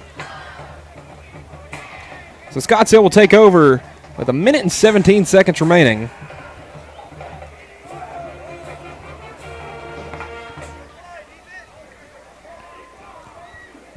Looking for one last drive. The Mustangs had 2 punts on the night from Riley, and both of them were pretty good, all things considered. First down, snap, Holmes goes out here to the near side to Manning, Mason Manning, and he'll get brought down at the 36. That'll be a gain of 3. Manning brings up second down for Scottsdale. Out to the 36 there.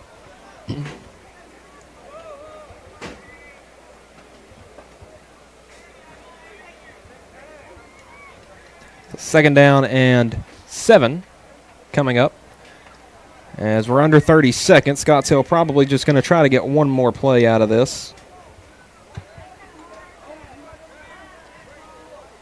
Here's the snap, handoff, and a ball fumbled. Ball on the ground. Who's got it? It looks like Holmes may have fallen back on it. But either way, that will do it. As that one's back to the 29-yard line. And that'll do it. As the clock's hit 0 here in West Tennessee, it is Loretto 41, Scottsdale 6. The Mustangs picking up a big win and the first win in the Bryce Glass era. Offense looked good from really first 3 quarters while the starters were all out there. Looked very good, efficient, a bunch of touchdowns, not a lot of punts. So the Mustangs improved to 1-3 on the year. Scottsdale falls to 0-4. And the Mustangs will be on the road again next week, next Friday at Collinwood. So for my producer extraordinaire, Kevin Wright, I'm Michael Marks, and this has been Mustangs Football on the X Sports Network. Have a good This is the X Sports Network.